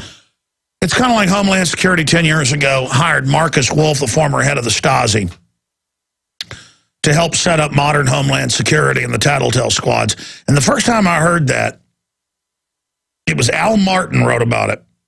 And he's a good writer, so I thought, well, I better look into that. And I went and found what he was talking about in the legislation where they were paying that guy $1 million a year. It's like $1.2 million or something. But when I read it, when I confirmed it, I was like, it's just, that was 10 years ago. I hired the former head of the Stasi, but look what they're building. They're building an East German model. I mean, they're not doing this because they want to play tiddlywinks. And so many people I know are like, oh, Obama's horrible, he's a communist and all this stuff. Yeah, he's a communist at a certain level, but he's a globalist. And everybody wants to blame Obama, which fine, blame Obama. Obama's horrible. In fact, there's a story up at the Drudge Report where Jay Carney has come out and attacked Drudge and said, consider the source on Drudge saying Petraeus is being considered.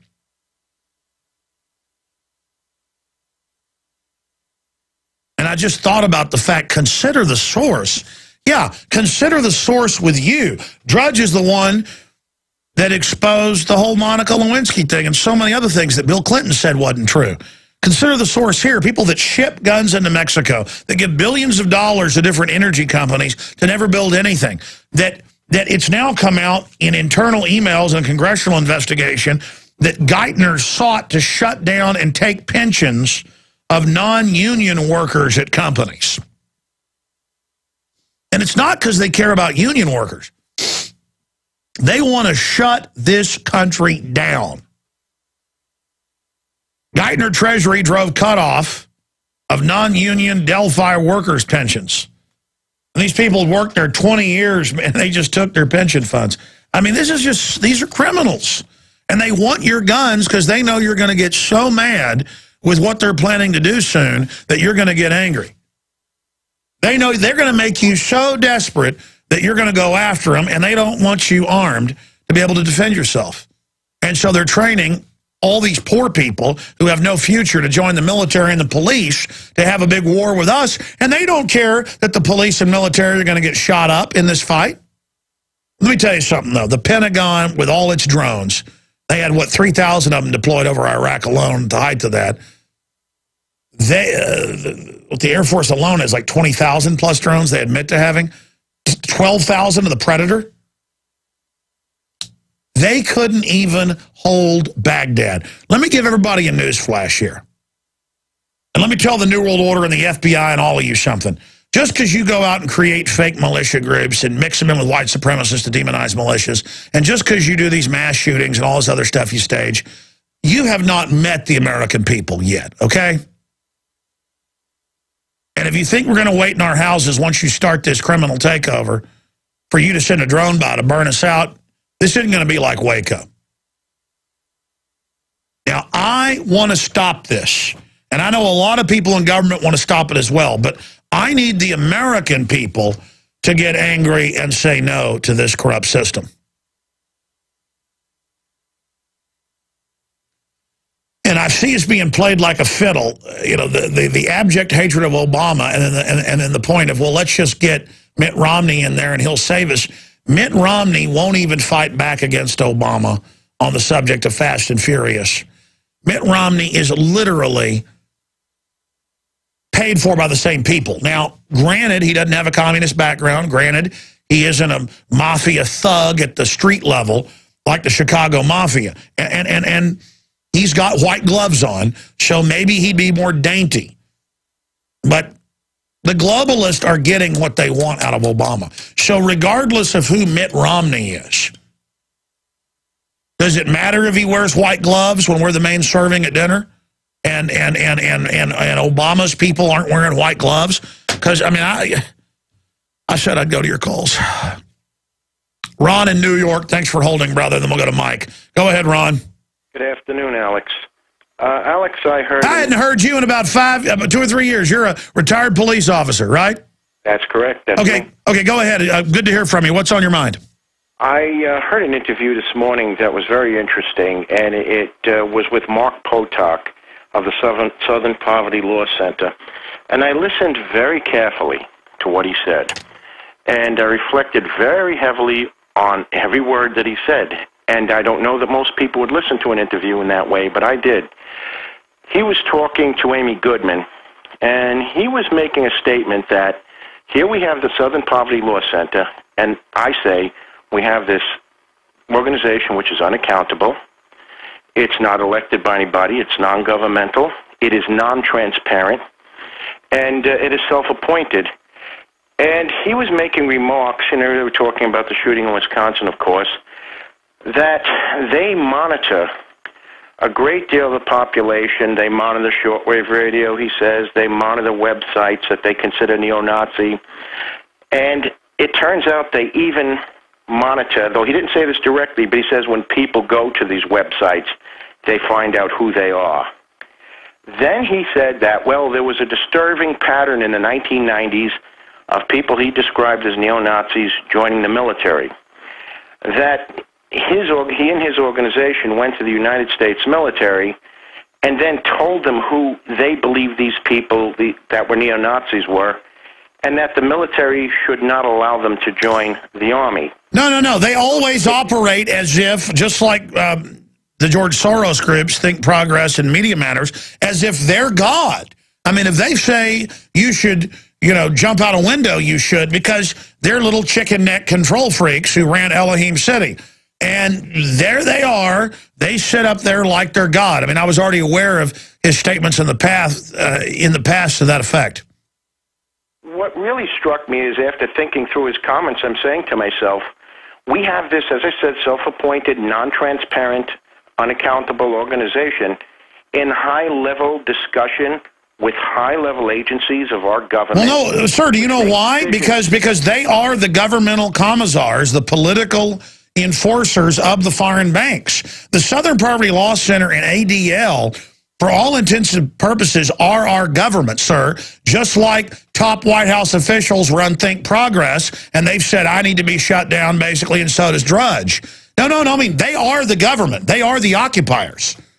In this case, as I said, I reflected on it, and I said to myself, you could have American citizens who are looking to join the Army, and it may not just be limited to that circumstance, but at least that much he admitted to, who, just because they might have visited a website or they might have had contact with something which doesn't necessarily mean anything, are just prima facie considered terroristic or neo-Nazi or supremacist. Well, sir, you know what he really said. Hold on. You know what he really said. The ADL got arrested, and they've lost lawsuits over this. They used to break in police departments and steal files, intelligence files. Now they just run the department, so they don't need to do that, and it's all uploaded into federal systems, and they can put whatever they want in there. What he's saying is yes, they've got access, and I've talked to...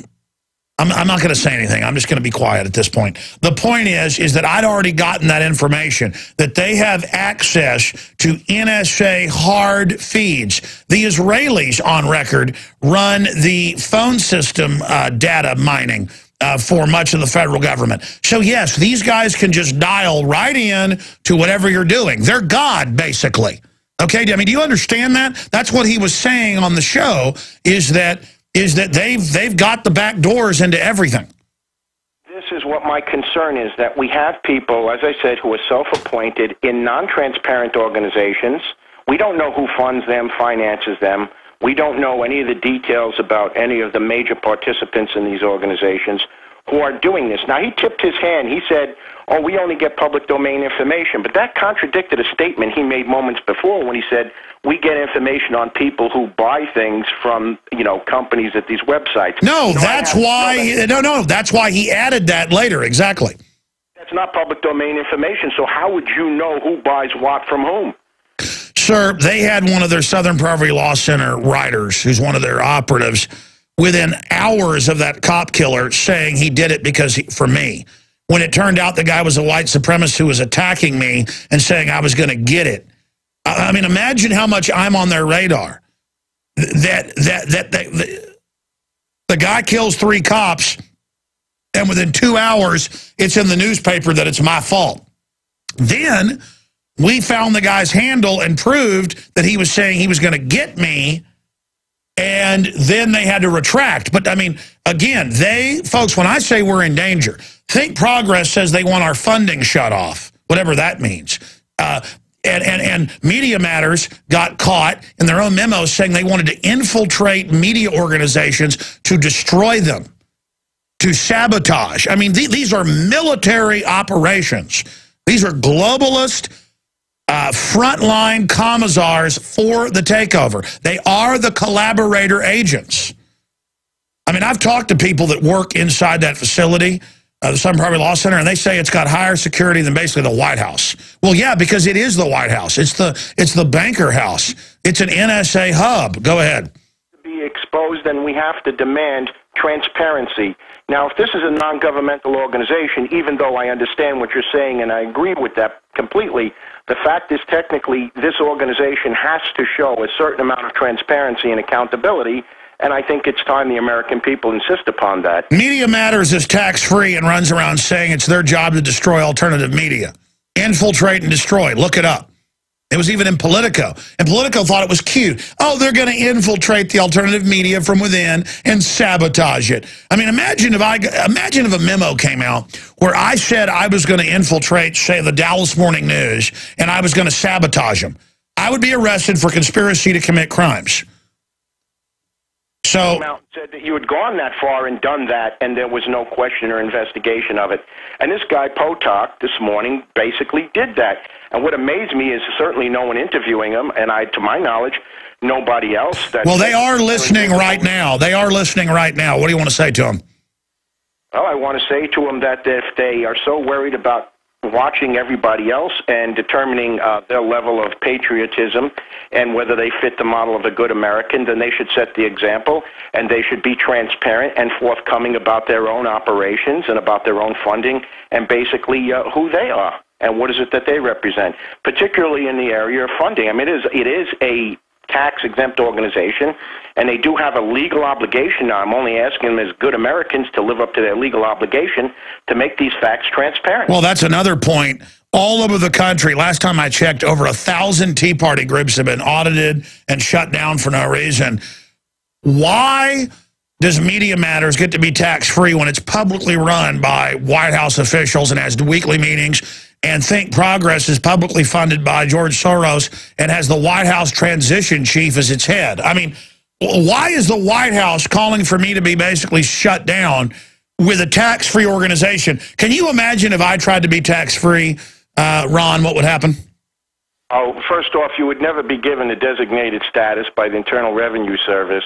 And if you were, the second you went 1 inch out of line, you know that they'd bring a hammer down on you, if that were to even happen. But they wouldn't even designate you as a tax-exempt organization. But the point is this, the larger point is they're watching everybody. They admit just about that, and making judgments about thousands, maybe millions of people for all I know. Who's watching the watchers? Well, by the way, they've got this whole chicken neck cover. They're very dangerous people. Even the man's disposition, if you heard him talk, and if you've ever seen him before, and if you heard him talk in this morning's interview, the man is drooling, dripping, oozing with arrogance, oozing with a sense of, I have power, and, you know. Oh, I know. It's disgusting. And you know what? They do have power. They've taken this country over. It's theirs now, and they're got TV shows coming out on ABC TV where called Founding Fathers, where Texas gun owners are bad. I mean, they've got shows coming out where families are bad, fathers are bad. Every movie we try to go see for the children, fathers are bad. We're going to do a review of Brave, where the men are bad. And I mean, it's just, look, they run things. All of this is theirs. I mean, they did it, and now they want our guns, and I just can't believe so many police get in these meetings where they badmouth George Washington on video.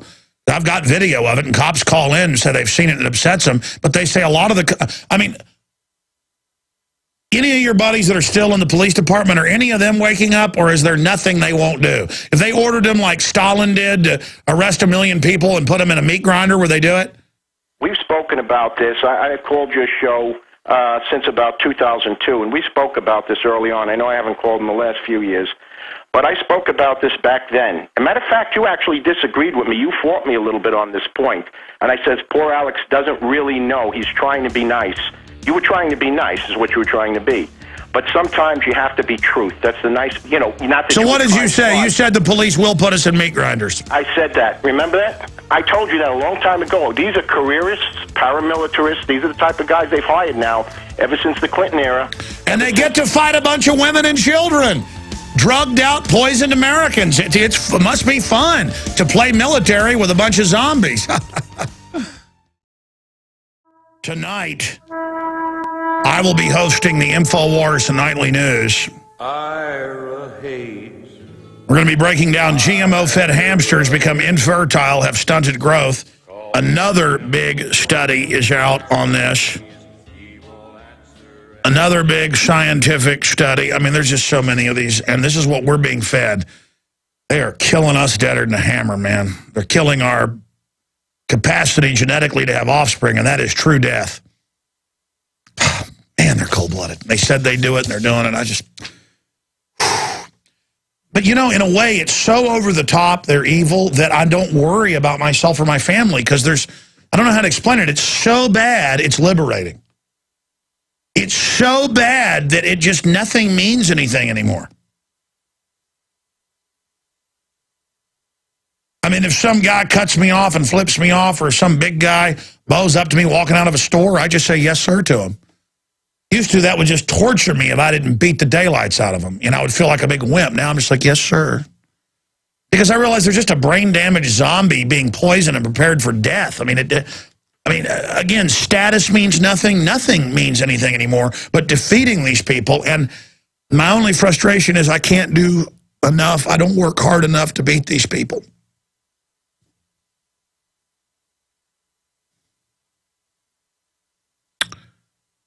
We work really hard to bring you this information, and I got a bunch of news I got to in this hour, but a bunch I didn't. I'm going to blitz it tonight. I'm going to make myself cover it all in the nightly news.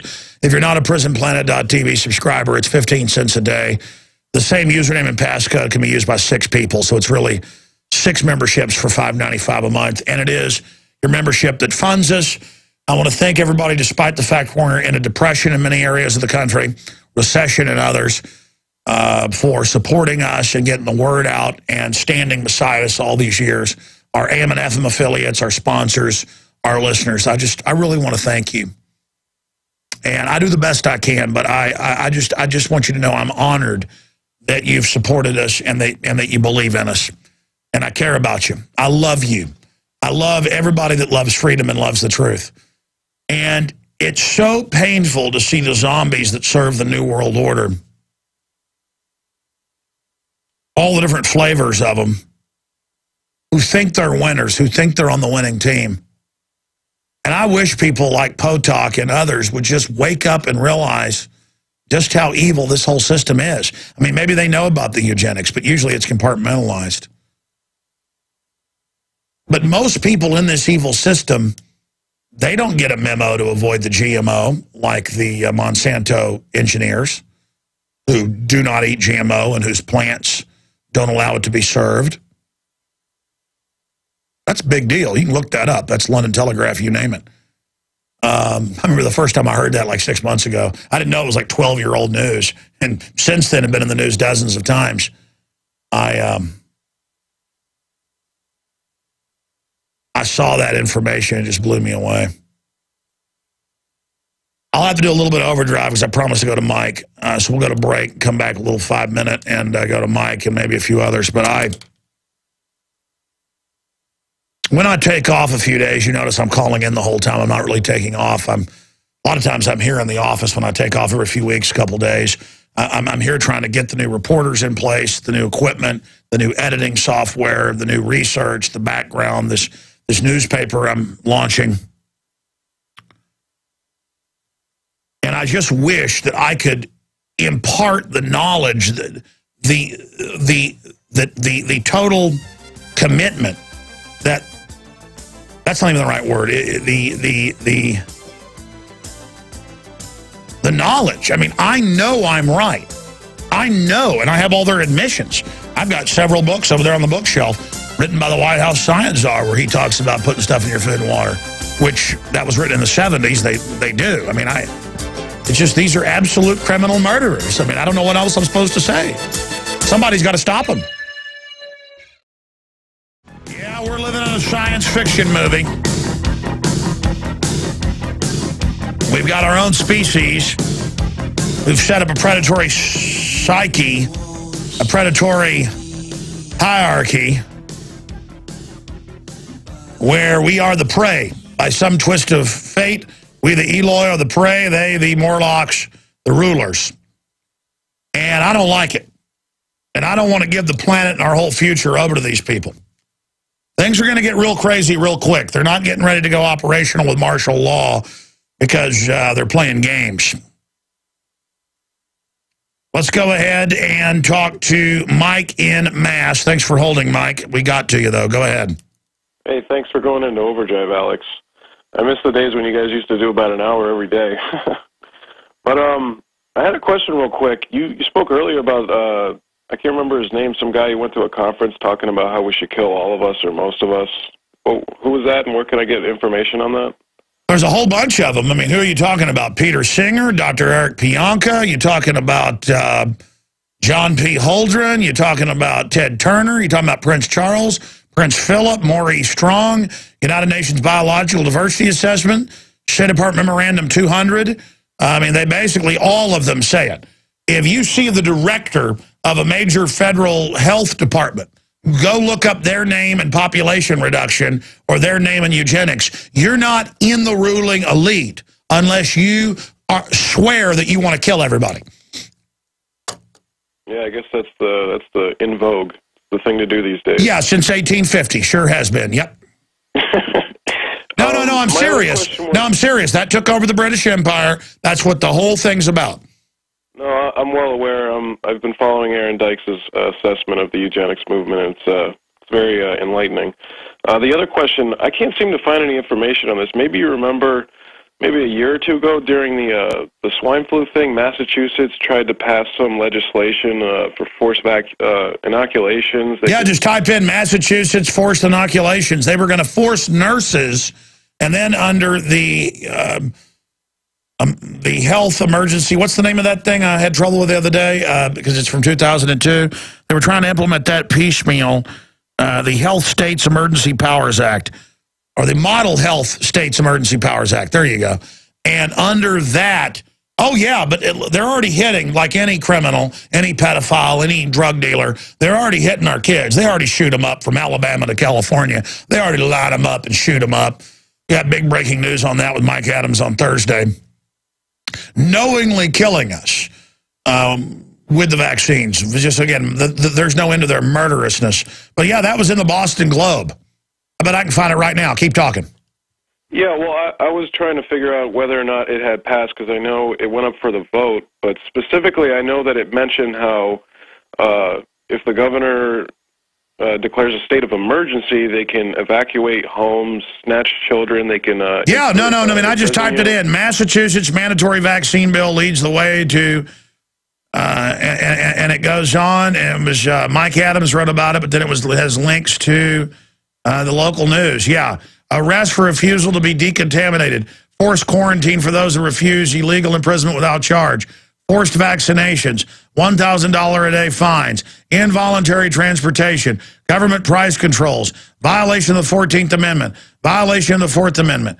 Yeah, there it is. Isolation camps. And then he's got links to mass.gov.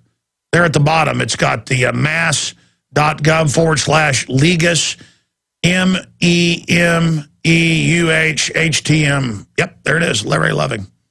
I'll just copy that and put it in the computer right now and show people. What's on your mind today? Anything else, Loving? I had an idea, actually, for your show, if you were curious. Yeah, go ahead. I was telling him punch up my screen. Go ahead. There it is. Yeah, as like a flanker to the nightly news, maybe if you had somebody like Fritz Springmeier with like more information-dense books to do like a seminar series, like 1 hour a week or something. I agree. We want to do it all. We want a seminar series, the gun show. We just got to get the people and the infrastructure in place. All right. See you tonight.